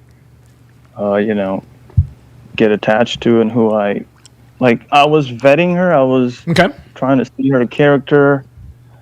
I was seeing if she is compatible, and everything aligned perfectly. I thought that I was going to spend the rest of my life with her because of how things were going. Okay. And after that, it was great for another year. So it was like 2.5 years. And all of a sudden, she kind of got distant slowly. She would say, I need some me time. I was like, okay. Okay. And I wasn't like this insecure, jealous type of person. Okay. I was like, I trusted her because she was religious. I was her first boyfriend. I kind of took her virginity, so to speak. Wait, did you kind of take her virginity, or did you take her virginity? Yeah. I was the first guy. Okay, and you know this to be true. Like the first time you had sex, she bled. You popped her cherry. Yeah, I think so. Because she comes from a religious background where they're not allowed to do some things. Okay, so let me pause you right there. It's very, very, it's dangerous, and I'm assuming this woman, she's an American woman, correct? Yeah, but her background is from Middle East. Right. Doesn't matter. Her background, so her nationality, her background, it doesn't matter what her background is. She was born and raised in America, and so she has American sensibilities. Now, if she'd been born or raised in the Middle East, things would be a lot different. So in the future, Tesvelo, when you meet a woman who was born and raised in the West, this means America, Australia, the UK. It doesn't matter what their nationality is. It doesn't matter what their race is. They have American and Western sensibility. So in the future, if you meet another woman who is Saudi Arabian or from the Middle East, but born and raised in America, just understand that they don't hold the same values as they do in the Middle East. Yeah. Okay. All right. Keep going. Yeah, I understand that. Yeah. So she wanted to get married. She wanted to have a kid and all that. Like, she was thinking of, typical girls saying, I want to settle down and stuff. And I was like, I'm a little bit young, so I want to focus on my career, and I want to make some money, because at that time I was freelancing and I just got out of university. So I was trying to make money, but I wasn't making that much. Okay. And she understood that in the beginning. As I said, everything was perfect. But as the time went by, she started growing distant. She told me that she doesn't see this working. She said like, Why did she tell you this? Why did she tell you this? Oh, go ahead. She said things are not progressing. Okay. That's the first thing she said. Like, things are not progressing forward. I've been with you for 2.5, 3 years, and nothing's going on. Like, and I said, I know, but I can't just jump. I can't just leave everything and just be with you and do whatever. Like, there is a time and place for that. So she was, and I tried to make her feel heard and understand. Like, okay, like things are gonna happen. Just give me some time. I need some time. Okay. I don't know if that was the reason, but that's what she told me. And after that, she complained, like, I met you when I was 20 or 21. Okay. And it's been so long, and we're still here. My friend, she has this friend that is sort of a bad influence, I would say, because she was to tell me, oh, my friend has this guy, and he has this good job in this good company and all that. I'm like, okay. And how old are you now? How old are you? How old were you? How old were the two of you when you guys first met? I was 20. And she was? She was 19. Yeah. Okay, so 2019, and this was, so you're what, 23 now, and she's now 22? Yeah. Okay, all right. How did you guys meet? University. Okay, so you met her in college. Okay. Very good. So you guys, what? You guys met face to face? Things kind of hit it off? Yeah, I met her face to face. I took her Snapchat, and we started talking, and then we went on dates, and she was like all over me. She was, in the beginning, it was, and you won't believe me, I never did anything for her. I never bought her a rose. I never bought her any gifts. She would give me gifts all the time. I believe you. Okay, so we've got someone in the pull-up line. All right. Okay, Gabe, where are you calling me from today, Gabe? Hey, Jonathan. It's Gabe again in SoCal. Hey, Gabe in SoCal. How you doing, man? Yeah, we talked a couple times. No, I remember. As a matter of fact, if I'm not mistaken, weren't you the guy, if I'm not mistaken, and please correct me if I'm wrong, you called me, I think you said you were from the Bay Area, and there was this one girl who was kind of flirty with you at school, and you asked her to lunch or something like that. Am I on the right track there? A little bit. Okay, all right, yeah. So give me an update. What's going on with you? Yeah, okay, so I have a deja vu situationship again. So, honestly, Donovan, I have to learn lessons the hard way. You were honestly right when you were giving me tough love in the past. Yeah, of course. Because I basically ended up.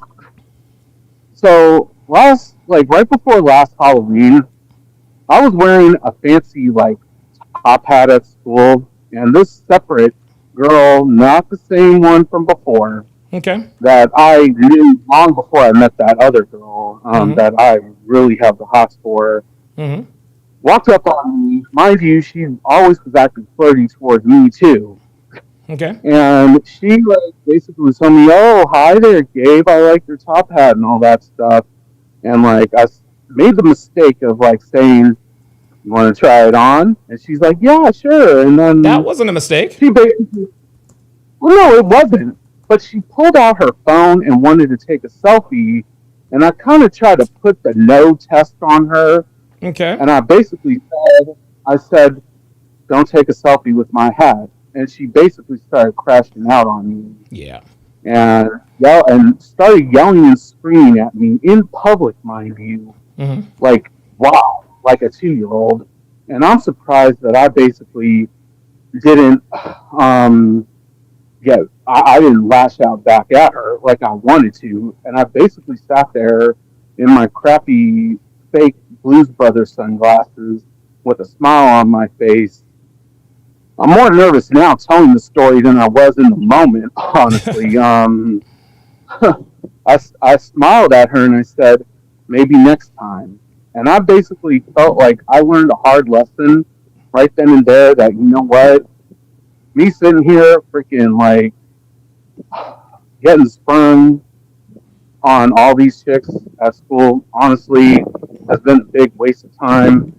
I basically feel way better now, focusing more on myself and focusing more on trying to get like finished up with my undergrad, hopefully staying on with grad school, or like I don't know, moving on to whatever I want to try to do with my life and all that. And yeah, I feel like first off, I would like to ask for, did I do anything wrong on the one hand, regardless of whether yes or no, like what your feedback is on this experience that I had. Yeah. So let me, so let me get a little bit more detail. So you're wearing like a top hat, right? Or whatever kind of hat. And this girl, and you said that you know her, the girl that asked you to try on the top hat, or the girl that said that she likes your top hat. Yeah. Okay, so you know her, but yes, sorry. Yeah. No, that's okay. So like you knew of her, you guys. It's not like you guys were strangers. No. Okay, right. Okay, so she sees you with the hat. She says, "I like your hat." You asked her, "Would you like to try it on?" Yeah. Okay. She obviously said yes, and then she wanted to take a selfie with the top hat on. Correct? Yeah. Okay. Now, why did you tell her don't take a selfie with the top hat on? Honestly, I thought she was gonna make a fool out of me with all her other hot homegirls. How would she do that by taking a selfie with your top hat on? I thought in the moment, and maybe looking back on it, maybe I could have said things maybe a little bit differently. I don't regret saying no, but I kind of thought that maybe she'd have some little private little group chat saying, "Oh yeah, this hat came from that bastard Gabe." I'm making a joke about Austin Powers, one of my favorite movies. Gotcha. Yeah, that's kind of what I thought was going to happen, and I also thought in myself I don't want to be like all those little nerdy guys you see in all those stupid college, high school movies. Little Jimmy thinks that the hottest girl, Stacy, likes him because she said hi to him one day, or she asked him to carry her books to class, or any of that stuff. Sure. I mean, I doubt Gen Zers even know what a book is because I go to school with them. Yeah, well, see, here's the thing. So here, your first mistake was making an assumption. You made an assumption that she was trying to make a fool out of you. Whether she was or not, that doesn't really matter. All she wanted to do was take a selfie with your top hat on. The second thing is if you ask a girl to try something on, you have to understand that she is going to want to take a picture of her in that hat as proof that she has the hat on. I don't think her asking to take a picture with the top hat on, I don't think it had anything to do with you. She saw a dude with a cool hat. She said, "Hey, nice hat." You did exactly what she thought you would do. "Hey, you want to try it on?" She said, "Yeah, of course I want to try it on." That's why she said something. Then, of course, when she wants to take a selfie, you're like, "Hey, don't take a selfie with my hat on." At that point, Gabe, that's when you messed it up. She crashed out. The reason she crashed out is because she simply wanted to take a picture of herself with her hat on. Now, had she wanted to take a picture if she wanted to take a picture with her hat on with you in the picture, that would have been a different story. And my guess is that that's probably why you told her no. Well, listen, if you're going to try on my hat and you want to take a picture of yourself with my hat on, I need to be in the picture. But she didn't owe you anything. You asked her, "Hey, would you like to try it on?" She said, "Yeah, sure." We're in 2026, man. She saw a hat that she doesn't have access to. She wanted to take a picture with the hat on. You probably just should have told her yes. And the reason why she crashed out is because what she requested was no skin off your back. Hey, the girl wanted to try on your hat. Let her take a selfie. You take the hat back. It is what it is. So I think at that point, I think you probably were just a little bit too serious. You were just too serious with her. I think she just wanted to try the hat on, and I think she just wanted to take a picture of herself in a hat that she normally doesn't see. I think that's what it is. I don't think she wanted to make a fool out of you at all. I appreciate that, and I do respect that opinion. I've heard different opinions that say, "Oh no, you didn't do nothing wrong. She was the one wrong." But at the end of the day, look, I mean, I think that experience honestly did something really, if anything, good, honestly, for me. Because I could sit here and I could talk crap about this girl all day, every day, honestly, because I just told myself, you know what, I just need to focus more on myself anyway. I just, like, you know, I just thought to myself, like, if she acts like that in public, what is she like in private? Like, or anything No, like but Gabe, what you have to understand. No, hey, hey. Listen. You're right. If she acts like that in public, what's she going to act like in private? That doesn't matter. You know what I mean? Just, you had it right. Listen, just continue to focus on yourself. Let me ask you this, because I asked you this the last time we were on the call. I said the reason why these girls ain't trying to holler at you is because right now you're a fat ass. And you and I agreed, if I'm not mistaken, that you were going to get your fat ass in the gym, okay? Have you done that yet? I just got out. Okay, all right, very good. Clearly you're not in the type of shape that you need to be in to start talking to girls. So if a girl that you kind of know says, "Hey, nice hat," just tell her thank you and keep it moving. There's no need to flirt. And you said it yourself. Don't focus on girls. Don't try to flirt. Don't try to run game. It doesn't even matter. Right now, Gabe, you should be in 100% monk mode, okay? You need to be in monk mode. Don't talk to girls. If girls talk to you, tip your cap, pun intended, and move on. Because when you try to run game and try to do the no test and all this other kind of stuff, of course it's going to backfire on you. You're not sexually attractive. Right? Because if you looked like a guy, like if you were tall, dark, and handsome, and he said, well, you can't take, you're not going to take a selfie with my hat on, you know what she would have done? How about if I take a selfie of your hat on with you in the picture? But you knew she wasn't going to do that, and she knew it too. That's why she crashed out on you. At that point, Gabe, you were doing too much. You're just doing too much. So in the future, if a pretty girl says, hey, you know what? I like your hat. Don't say, want to try it on? Because she's not going to flirt with you back. And the reason she's not going to flirt with you back is because of what you look like. You actually said a lot of what I was thinking about all this. But yeah, anyway, I hate to cut it short, but I do need to get going though. But thank you so much for at least taking the time out. Maybe if there's any good updates in the future, I hope to see where things go. But thank you very much. Not a problem, Gabe. Keep us posted, brother. All right, thank you. Have a good day. Absolutely. Yeah. I remember talking to Gabe a little while ago, and yeah, he needs to get himself into shape, and that's just kind of how it goes. Carbon MVP says Don won't debate. Pull up Don. Myron took an L. Well, Carbon MVP 2, I have given you the pull up link. And at this point, I'm just going to block you here. There we go.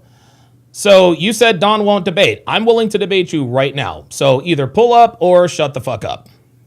It's pinned in the chat. You know what it is. That's it. I'm not going back and forth with you. I don't know who you are. You don't know you've never talked to Myron. Stop it. You're just trying to be, I will debate you. The link is in the chat. You can come right up and you can talk to me directly, but you're not going to do it because you're full of shit like the rest of them. Let's continue. I believe you. Yeah, she would spend so much money and I wasn't putting any effort and she was crazy for me. And when I started to put effort, when I started in the end of the relationship, when I started to take it seriously and I told her, I want to be with you, I don't want to be with somebody else and we can work this out, she would start to do the opposite of it.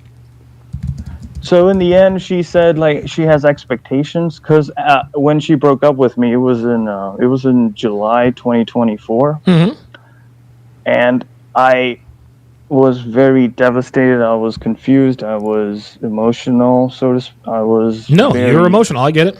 I was fucked in the head. Okay. And I kept asking her, what's the problem? Let's talk it out. Because one of the things that she is, it's she's a very close person. Before the breakup, I asked her, why are you so distant? Tell me what's on your mind. But she would just sit there without talking. She wouldn't communicate. Okay. Because I kept asking, I want you to open up. And this has been an issue because if something happened, she would keep it to herself and expect me to figure it out. Okay. And sometimes when I ask her repeatedly, she wouldn't even tell me. Okay. And yeah, so she told me she has expectations.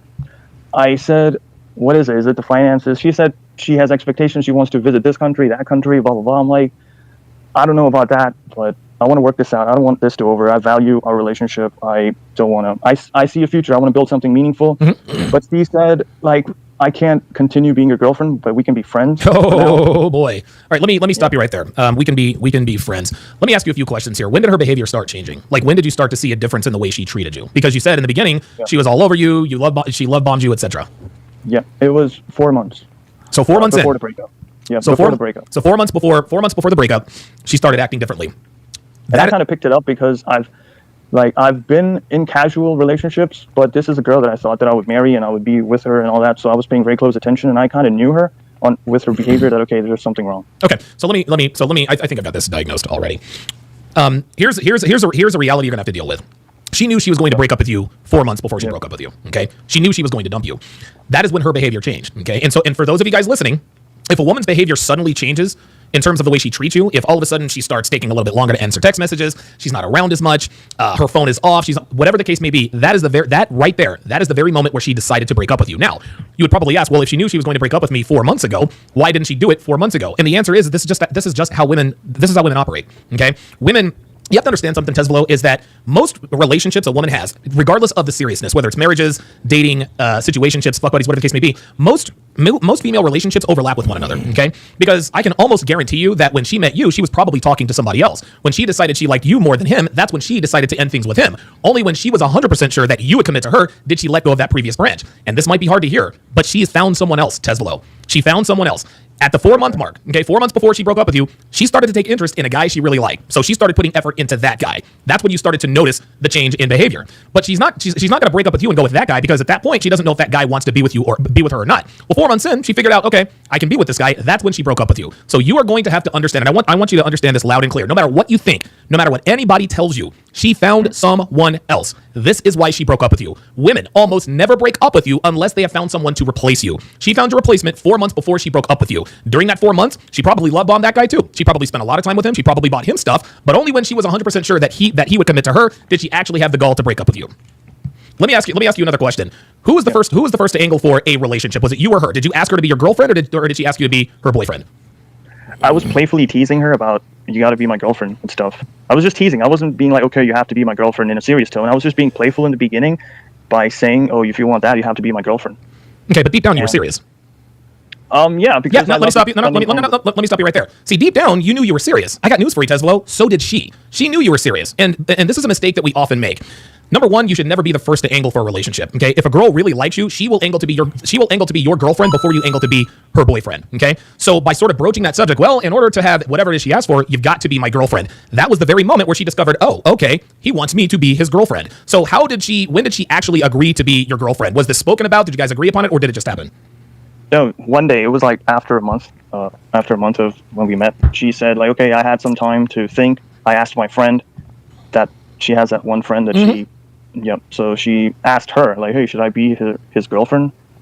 And she told me she was talking to her a whole day, and she decided that, yeah, sure, she can be my girlfriend. So that's how she told me that day. Okay. The point is that you put it out there first. In the future, when you meet a girl you like, do not angle for commitment first. And the reason why I tell you this, Tesvelo, is because when you ask a girl to be your girlfriend before she asks to be a boyfriend, what this does is this prevents you from setting boundaries, standards, and expectations, okay? When you angle for commitment first with a girl, you are directly telling her that she has fulfilled all of the requirements necessary to secure your commitment. You understand what I mean? And when that happens, you can't set boundaries, standards, and expectations. Let's talk a little bit about her habits, okay? Does your ex-girlfriend have social media? Yeah. Okay. Which social media? Does she have Instagram, Snapchat? What does she have? She started using Snapchat because of me. I mean, that's what she told me. She told me she doesn't use Snap. She installed it just tell me what social media she has. Snapchat, Instagram, Discord. Okay. Yeah, that's it. Okay. WhatsApp. Okay. Does she go out? Does she go out with her friends? Does she go to parties? Does she drink? Does she go to the club? No. What does she do? No. Okay. Does she travel? Nope. Okay. So she doesn't travel. So, pardon me. So she doesn't travel. She doesn't go out. So so the whole time she was with you, she never went out. What does she do when she's not physically with you? She likes going out with her friend, which is a girl that I told you that she is best friends with her. And what do they do? Where do they go when they go out? Coffee. They usually go for a coffee. Let me stop you right there, Tesvelo. Yeah, let me stop you right there, Tesvelo. Your girlfriend was not going and having coffee with her friend. Okay, I'm sure she did every once in a while. Okay, but when girls are friends, they don't let's hang out and go have coffee every day. No. And listen, I don't know what they did, but whatever they did introduced her to other guys. Okay, so she doesn't travel. She doesn't travel. She has social media. She does have social media, and she goes out with a friend. Tell me about her friend. What? So you say that her friend is a bad influence. Why do you think her friend is a bad influence? Her friend is super, like, she's not feminine, but she likes to fool around with guys. And a lot of characteristic that she has, she got it from her. Even, I would say that. And her friend, she doesn't like me, basically, because, I don't know, but me and her just don't go well. Okay, all right. Okay. Now, why is it that you want her back? Because your first message was, Donovan, you got to tell me how to get my ex-girlfriend back. You said she dumped you back in July, correct? July of 2024? Yeah. Okay, Yeah. so we got July, August, September, October, November, December, January, February, March. Teslo, it has been 9 months. It has been 9 months since she broke up with you. And again, I'm not trying to make fun of you here, but I want you to tell me why you want her back. How does she benefit your life? Is she an asset, a liability? I don't want to get too far in the weeds, but just tell me, why do you want her back? So I've tried dating after the breakup. I mean, for the first 2 months, I was pretty fucked up. I wasn't sure, and that's able natural. to- Listen, that's natural. When you're with, and again, I've been through this plenty of times. It's hard for me to eat after a breakup. You right? Like you can't eat. All you Feels can like do is you're drink. dying. Yeah. Feels like Yes. everything's empty. You don't have any purpose. You're like, what's going to happen? Like, you're not going to make it in life either, because it's just one of the worst things you can go through. And on top of it, what was happening is after the breakup, she said she wants to be friends, and I knew this, that being friends with a girl is just not going to work. Sure. So I kept telling her no, but I was still chit chatting over the phone. So she kept calling me. Okay. I didn't initiate contact with her except 1 or 2 times. Okay. But she kept calling me, and it was a pattern where she would disappear. She would call out of the blue after 1 or 2 weeks, crying. Yep. Are you okay? Let me stop you right there. Let me stop you right there. The only reason she called you is because she got lonely or her guy wasn't paying attention. So she would go 1 or 2 weeks and then call you crying. You want to know why she's calling you crying? Because the guy that she is currently fucking, maybe he cheated on her, maybe he said something to her that he didn't like, that she didn't like. What happens is when your ex-girlfriend gives you a call out of the blue and she's crying for whatever reason, there's a 99.9% probability that whoever she is fucking or seeing on the side isn't quote-unquote acting right. And because she knows that you want to get back with her, she knows that you're going to give her all the validation she needs. And I need you to understand that by talking to her, you are putting yourself in the friend zone. So again, I want you to answer me this question. Why is it that you want her back? Because I find myself very compatible with this girl. It's not like she's the most beautiful girl I've ever been with. Okay. She is average at best, but the time that I've spent with her, the type of conversations, and like basically I just like a puzzle, like when things happen. No, I understand. Yeah, so I just loved the company. I loved the way she loved me, and how can I say this? I have ignored the looks department, so to speak, because for me, I was like, okay, if we're compatible, if we're easygoing, if she's easygoing, easy to get along with type of girl, and I always am happy with her, then I don't want to let this go. So I've communicated to her, like, look, I don't want this to end. I want to be with you. I want to work things out. And I've begged. I was emotional. I've had tears in my eyes when I was talking to her. Of course. No, I get it. I understand. And she kept rejecting me. Okay. She said, like, no, I don't want anything to do with you. You're selfish. You're narcissistic. And I have no clue why she said those things. Those are just excuses, Teslo. Or Telzo. She said, Those are just excuses. She said she started acting like I'm beneath her, because after the breakup, I was showing a lot of weaknesses. I wasn't acting from a place of strength. I was acting from a place of desperation and weakness, basically, because I was kind of begging, and this stuff. So she started taking jabs at me. She blocked me like 3 times. She would block me, unblock me, call me, block me, unblock me. And I kind of got fed up of it, because I started looking on YouTube, like, what's the best way to get an ex back? Because I found a number of coaches. They say you got to go into no contact for a couple of months. You got to. So I started no contact, but because of my emotional state and I was all fucked up, I broke after 1 week, because she would send me a text on Instagram and unsend it so I can get the notification. So I get hopes up, like, okay, she's still interested. So I break the no contact, call her. She would miss call me, and I assumed that it was a call. So I called her back, and when I called her back, she would say, I was just sleeping. It was nothing. I know. I was just like, okay, what the fuck? And that pattern is still going on. Like last month, she missed called me, and I ignored it because I got tired of, because even still in January, I was on the phone call with her for 4 to 5 hours. I told her, we can still work this out. I still want you. We can, whatever. Don't worry about the external factors. We can work through this. I don't see myself with somebody else. But she would say, no, go do this for somebody else. Like, reject it all over, and then she would miss call me again. Yep. Yeah. So let's back up to where you sought advice. Did you hire a dating coach? Like, and you don't have to say anybody's name, but what kind of advice did you hear on how to get your ex-girlfriend back? Can I say the name? Is that okay? Yeah, that's fine. So on YouTube, I've been following Corey Wayne.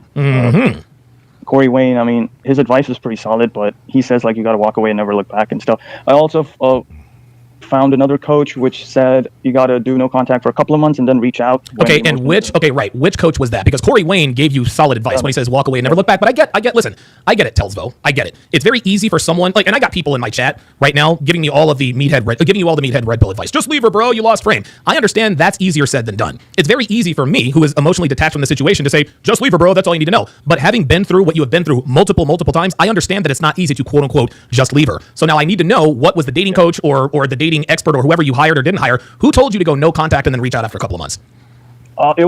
There were two of them. One of them was called Coach Lee. Okay. He said, like, if you do no contact for 3 months and you still don't hear from her, you can do like a Hail Mary and call her and see if she still has some interest left.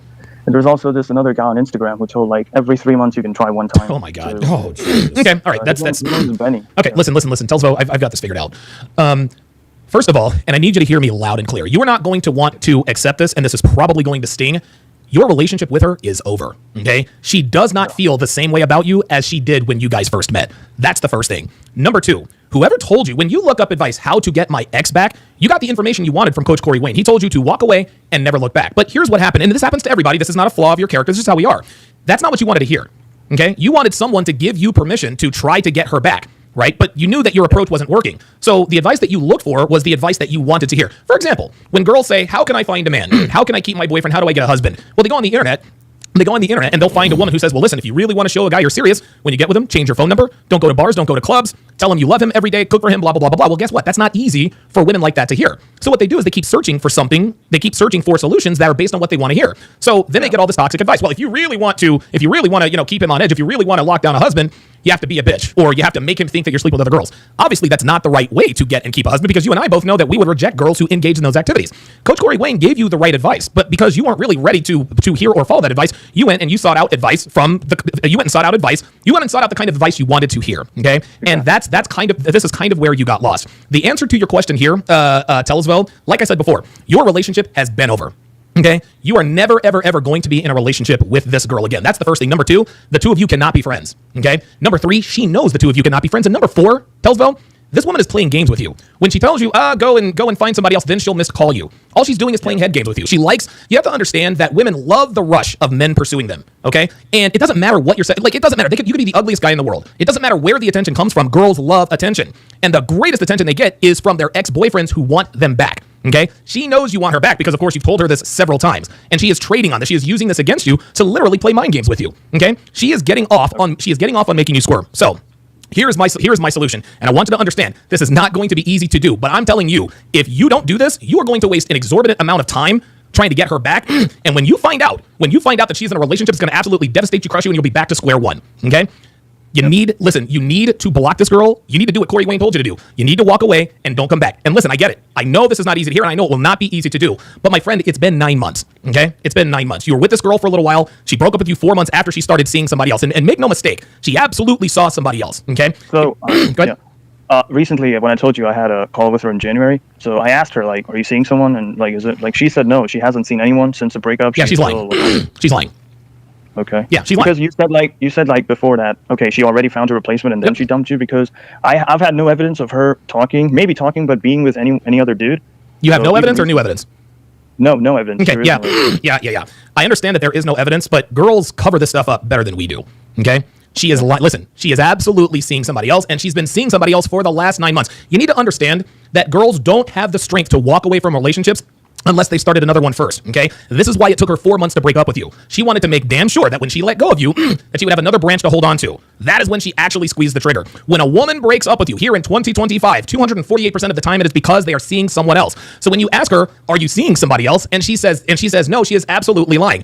Don't ask her if she's seeing someone else. Assume that she already is, okay? Like I said, This relationship is over. There is no way to get her back. There is no way to get her back. Now, here's the thing. You might be able to get her back, but it's not going to be for a while. It's going to be 10 years from now. It's going to be 10 years from now. Because how old is she now? She's what, 22 years old?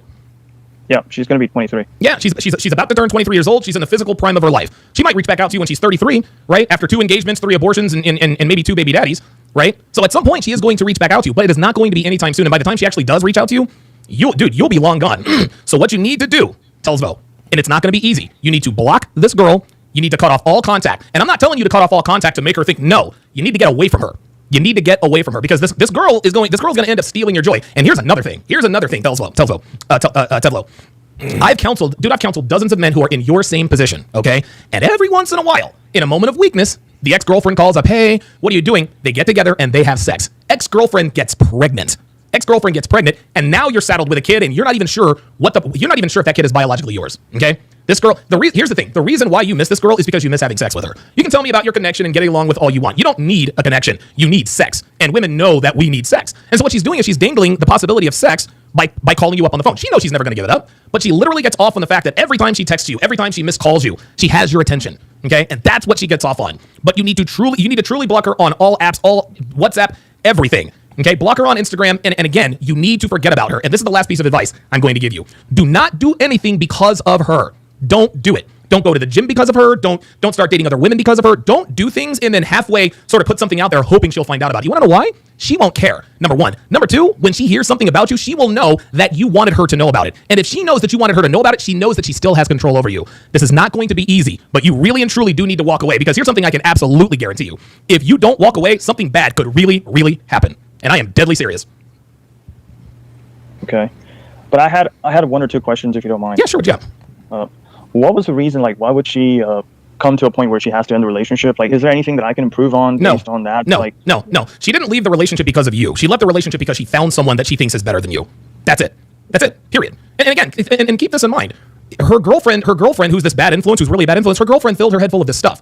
She was probably in her ear about, hey man, this guy, he's not really as established, blah, blah, blah, blah, blah. They were probably out for coffee, and she met someone who has a higher perceived value. So in the future, Telsvo, before you decide to commit to a woman, you need to find out about her friend. So let's just say, for example, 3 months from now, you meet a girl and you guys hit it off, right? You guys are sleeping with each other, you're having great sex, nothing serious, just sort of casual, you guys go out and have fun, right? If you start to feel yourself feeling feelings of wanting to commit to her, like I said, don't tell her that. But you really need to learn all about her. You need to start asking the right questions. More importantly, you need to vet her friends, because there is no such thing, Telsvo, as a good girl who's friends with a bunch of bad girls. Okay? There's no such thing. Like, dude, listen, we have talked and seen women all the time. They have a group of 5 women. They're in a friend group of 5 women. All those other girls are sluts, but I'm different. I don't sleep around. That's why the saying goes, birds of a feather flock together. So her friend was already a red flag, and I can promise you that's probably not the only friend she has. So before you commit to a woman in the future, make sure you vet not only her, vet her friends. Because at the end of the day, Telsvo, she's either going to listen to you or she's going to listen to her friends.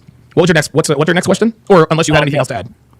So I've been stuck in this loop ever since July. I'm not able to move forward in life. I hear you. I keep hanging on to the idea that, okay, if I do this, if I do that, I'll be able to work things out with her. Mm-hmm. And nothing's worked so far, but I'm still from the inside, I still want to reestablish that connection. I hear you.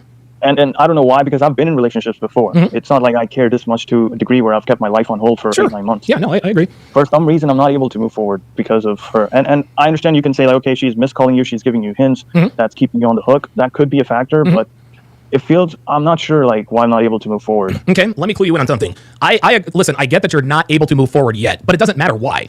Because even if you figure out why you're not able to move forward, that does not negate the fact that you can't move forward. Even if I were to snap my fingers and you would know instantly why you're not able to move forward, that does not change the fact that you do, in fact, need to move forward. In your mind, you're thinking, if I can just figure out why I can't move forward, that will give me the answers to the test. Telsvo, it doesn't matter why you can't move forward. It matters that you can't move forward. But let me paint you a really good scenario. Let me ask you something here. Let's just say, for the sake of argument, let's just say tonight, after we get off this call, your ex-girlfriend gives you a call, right? And she says, you know what? Listen, I love you. I want to get back with you. I want to pick up right where we left off. I want to continue with the future plans, right? She comes over and you guys make up and everything. Think of what are the first 3 questions? Think of just 3 questions you'll ask her if you guys get back together. What's the first question that comes to mind that you would want to know from her? Have you been with somebody else? There you go. And what do you think she is going to tell you? Well, she said no. Okay, no. I know. And I know she said no. But if she's in front of you, and again, that's your instinct. Have you been with anyone else? And when you say, have you been with anyone else, what you're asking is, have you had sex with anyone else? Am I right? Yep. Okay, right. What do you think she is going to tell you when you ask her that? I would. No. It is a yes or oh. Say you said you would hope that she said no. Now, why would you hope that she said no? Because I wouldn't be with her if she'd done something. I don't know. No. You're right. You wouldn't be with her if you found out that she had sex with someone else. Yeah. Is it fair to say that she probably knows that too? Is it fair? Hang on a second. I'm gonna rewind this because this right here, I'm gonna rewind it and I'm gonna slow it down to the normal speed. Because this is really where this thing sort of took a turn. Just watch. Because I wouldn't be with her if she. Questions. Think of just 3 of argument. Let's just say tonight, after we get off this call, your ex-girlfriend gives you a call right? And she says, you know what? Listen, I love you. I want to get back with you. I want to pick up right where we left off. I want to continue with the future plans, right? Yeah. She comes over and she, you guys make up and everything. Think of the first, what are the first 3 questions? Think of just 3 questions you'll ask her if you guys get back together. What's the first question that comes to mind that you would want to know from her? Have you been with somebody else There after? you go. And what do you think she is going to tell you? Well, she said no. Okay, the no. last time. I know. And I know she said no. But if she's in front of you, and again, that's your instinct. Have you been with anyone else? And when you say, have you been with anyone else, what you're asking is, have you had sex with anyone else? Am I right? Yeah. Okay, Yeah. right.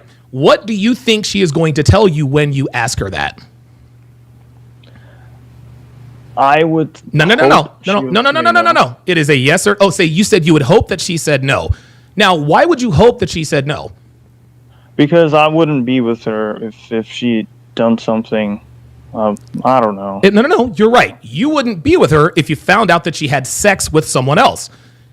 Yeah, Is it, probably. right, is it fair to say that she probably knows that too? Is it fair to say that she knows that if you ask her, have you had sex with anyone since we broke up? Is it fair to say that she knows if she answers truthfully, which is yes, is it fair to say she probably knows that that's what would happen?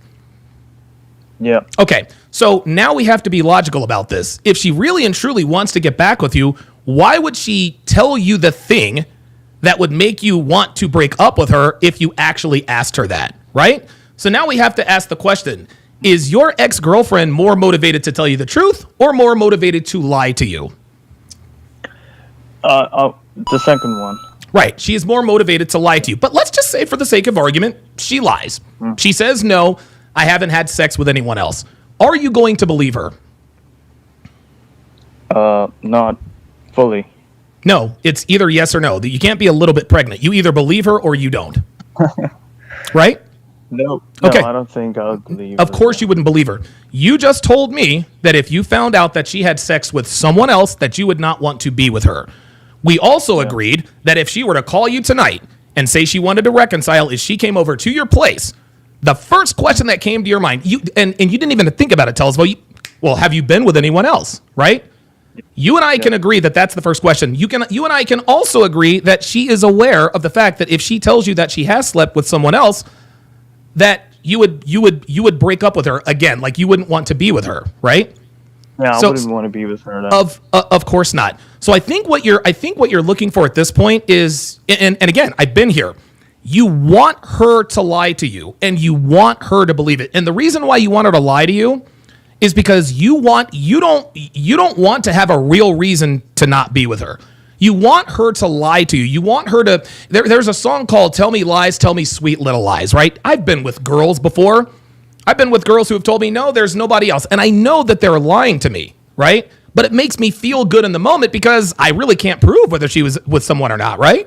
Like, okay, she told me she hasn't slept with anyone, but I can't prove it. It's almost like you're purposefully burying your head in the sand.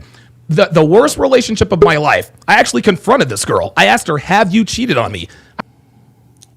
We've got Alone Again. Alone Again is in the pull-up. Alone Again, where are you calling me from today, man?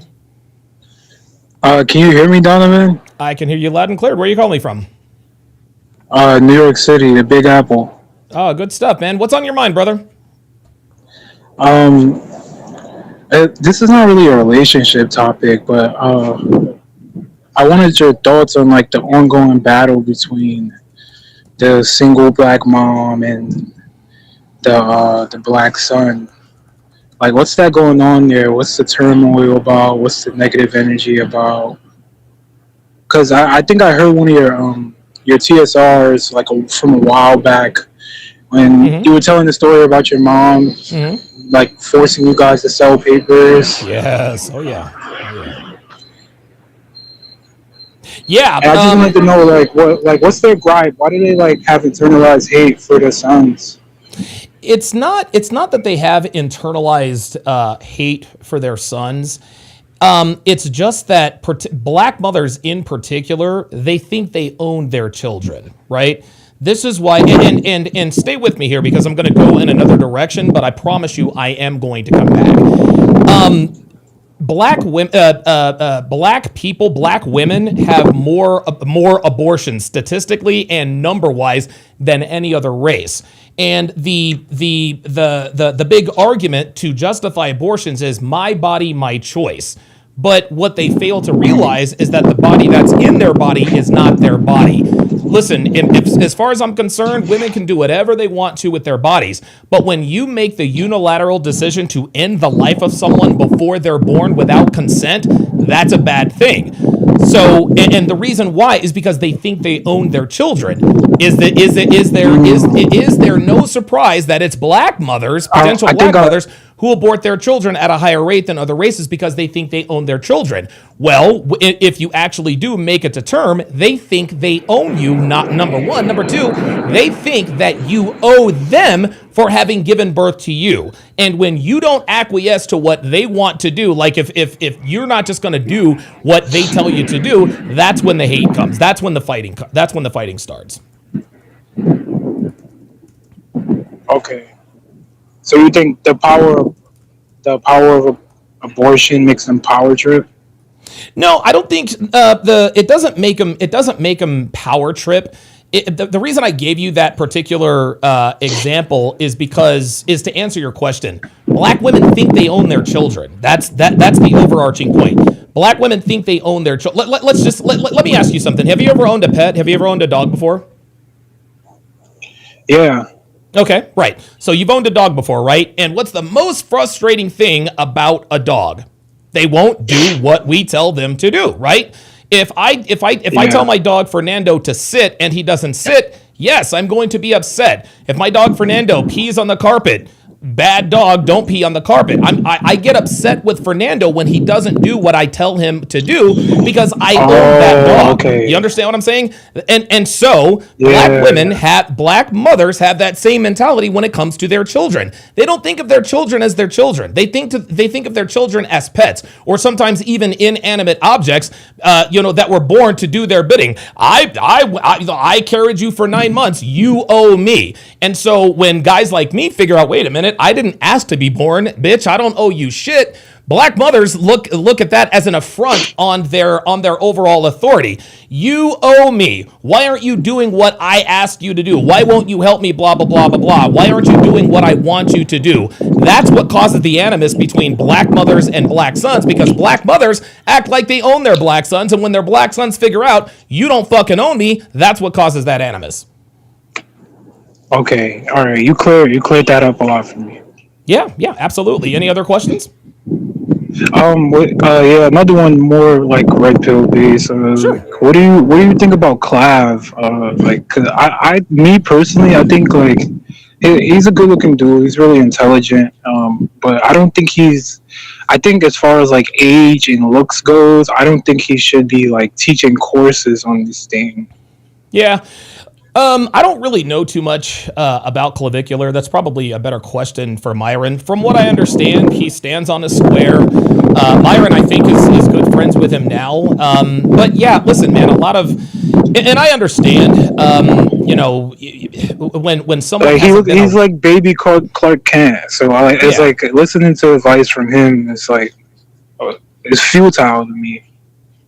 Yeah. Listen, and I don't know how old he is. He's clearly very young. Clearly, he does not resonate with you. But at the end of the day, Alone Again, I can't tell him, hey, Mr. Clavicular, you're not old enough to be in this community. Like I told the other caller, or like the other commenter, the manosphere it's decentralized, right? There's nobody really in charge.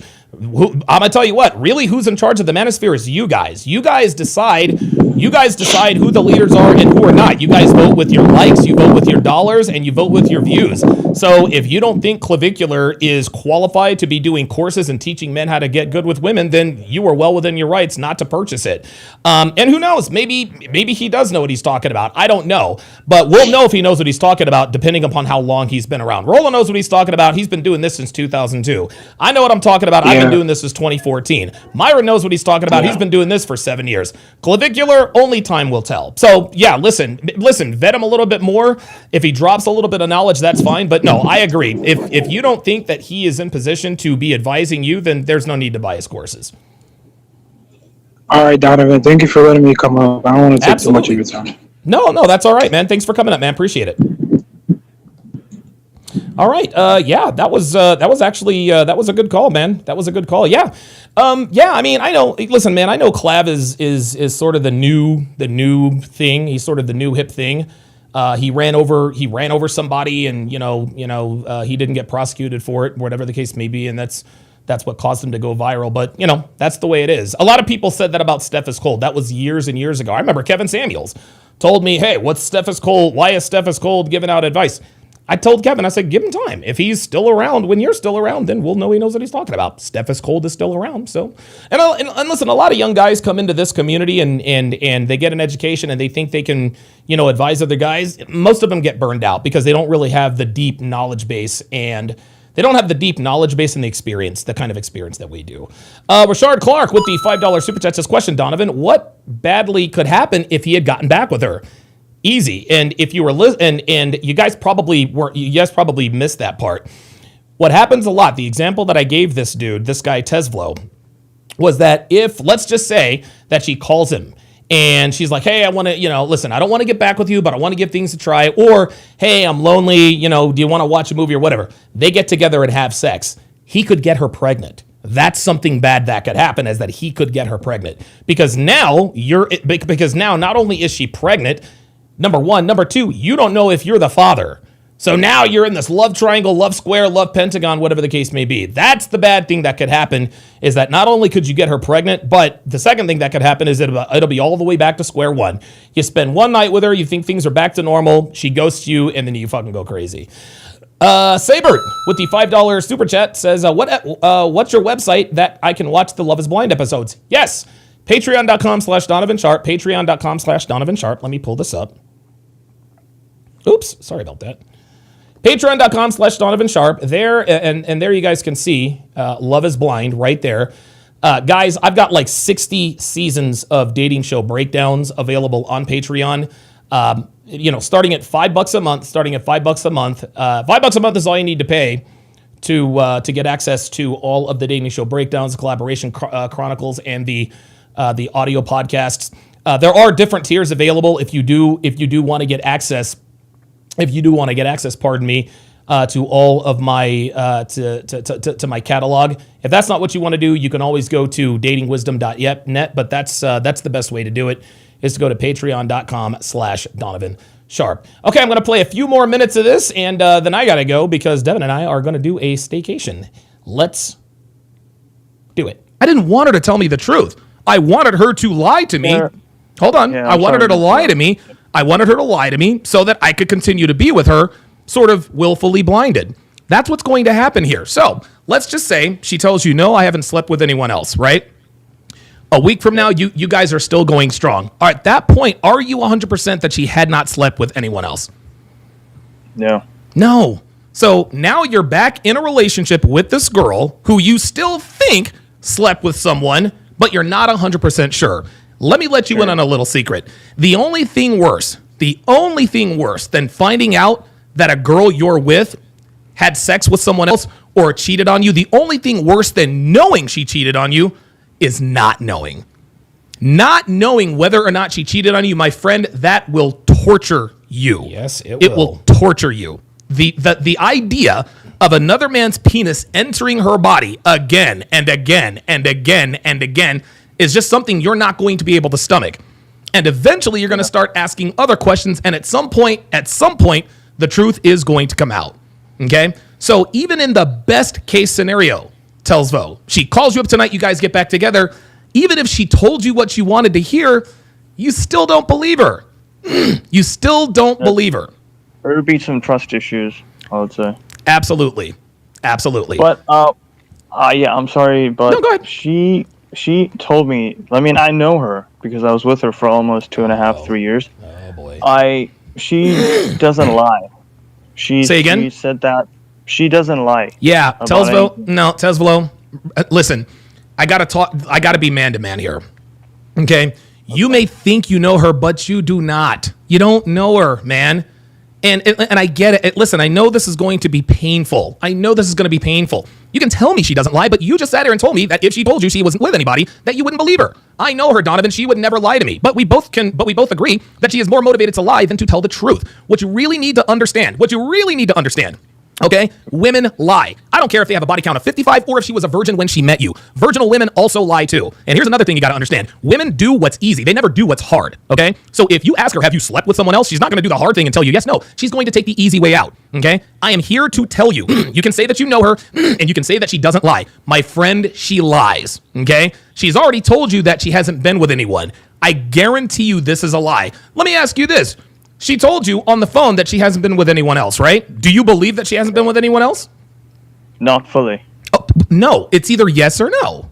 Do you believe that she's telling? Okay, so you already believe she's lying to you.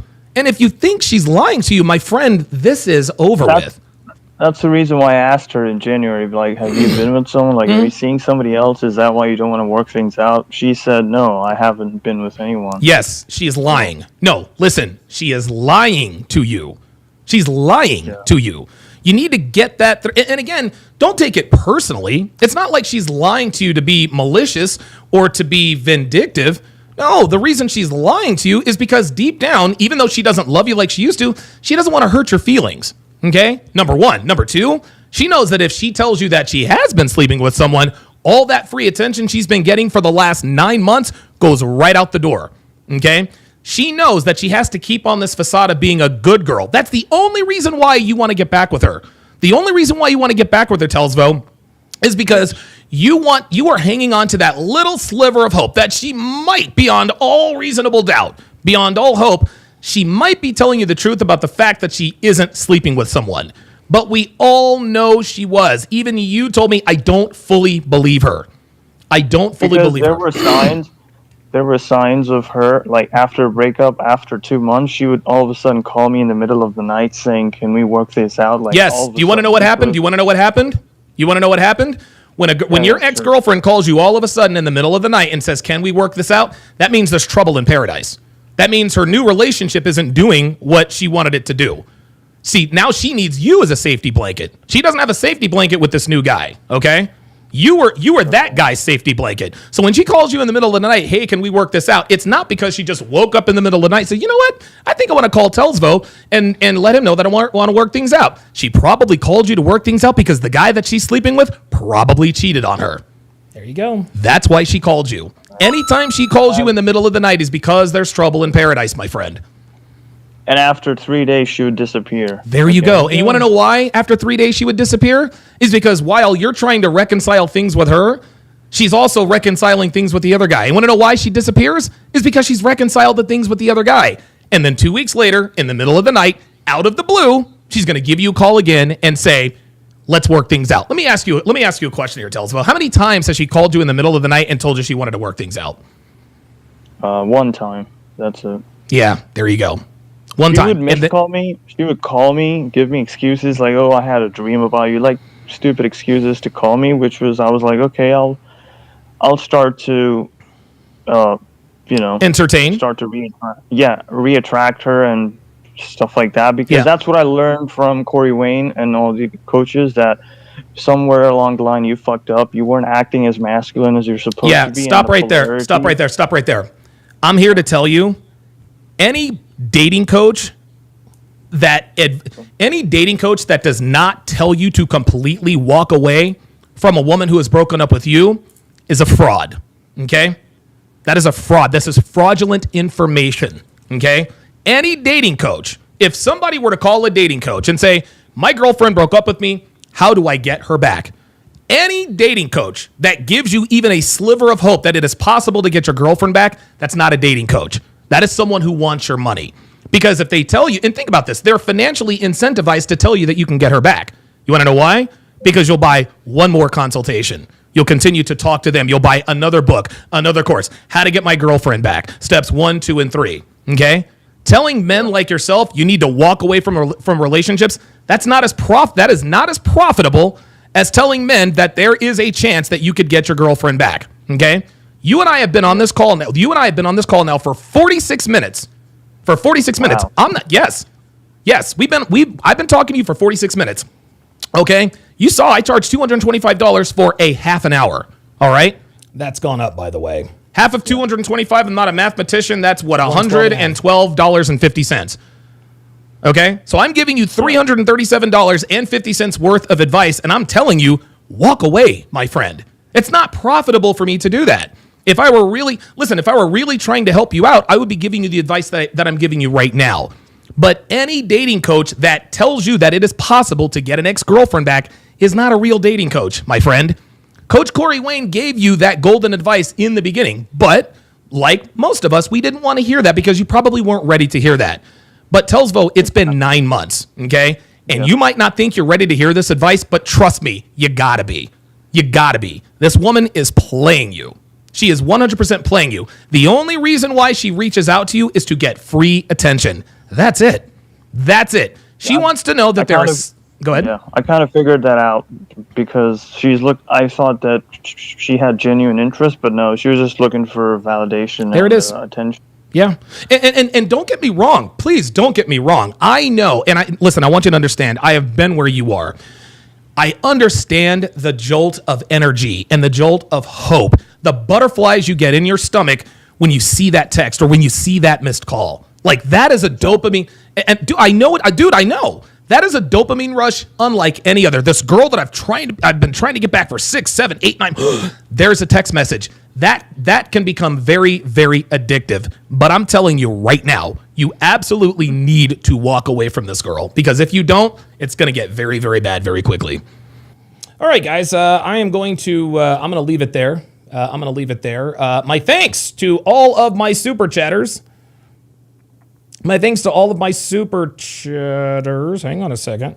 I like to shout out my super chatters. Wait a minute. Where did it go? It usually tells me who the super chatters are. Damn, man, that sucks. Okay, well, listen. My thanks to all of my super chatters. Let's see. Derek the Trader, I appreciate that. Saber89, Rashad Clark, appreciate that. Dr. B84, I greatly appreciate all of you. I can't really go up further than that. But yeah, what I'm going to do now is I'm going to jump in the shower because President's Day is tomorrow. So Devin and I we're going to go out. And we're going to take advantage of the deals. We like to take staycations. You know, we'd like to do a little bit of gambling, a little bit, little night out on the town, get a little bit silly. So that's what we are going to do now. But I will be back on the air tomorrow, same bat time, same bat channel.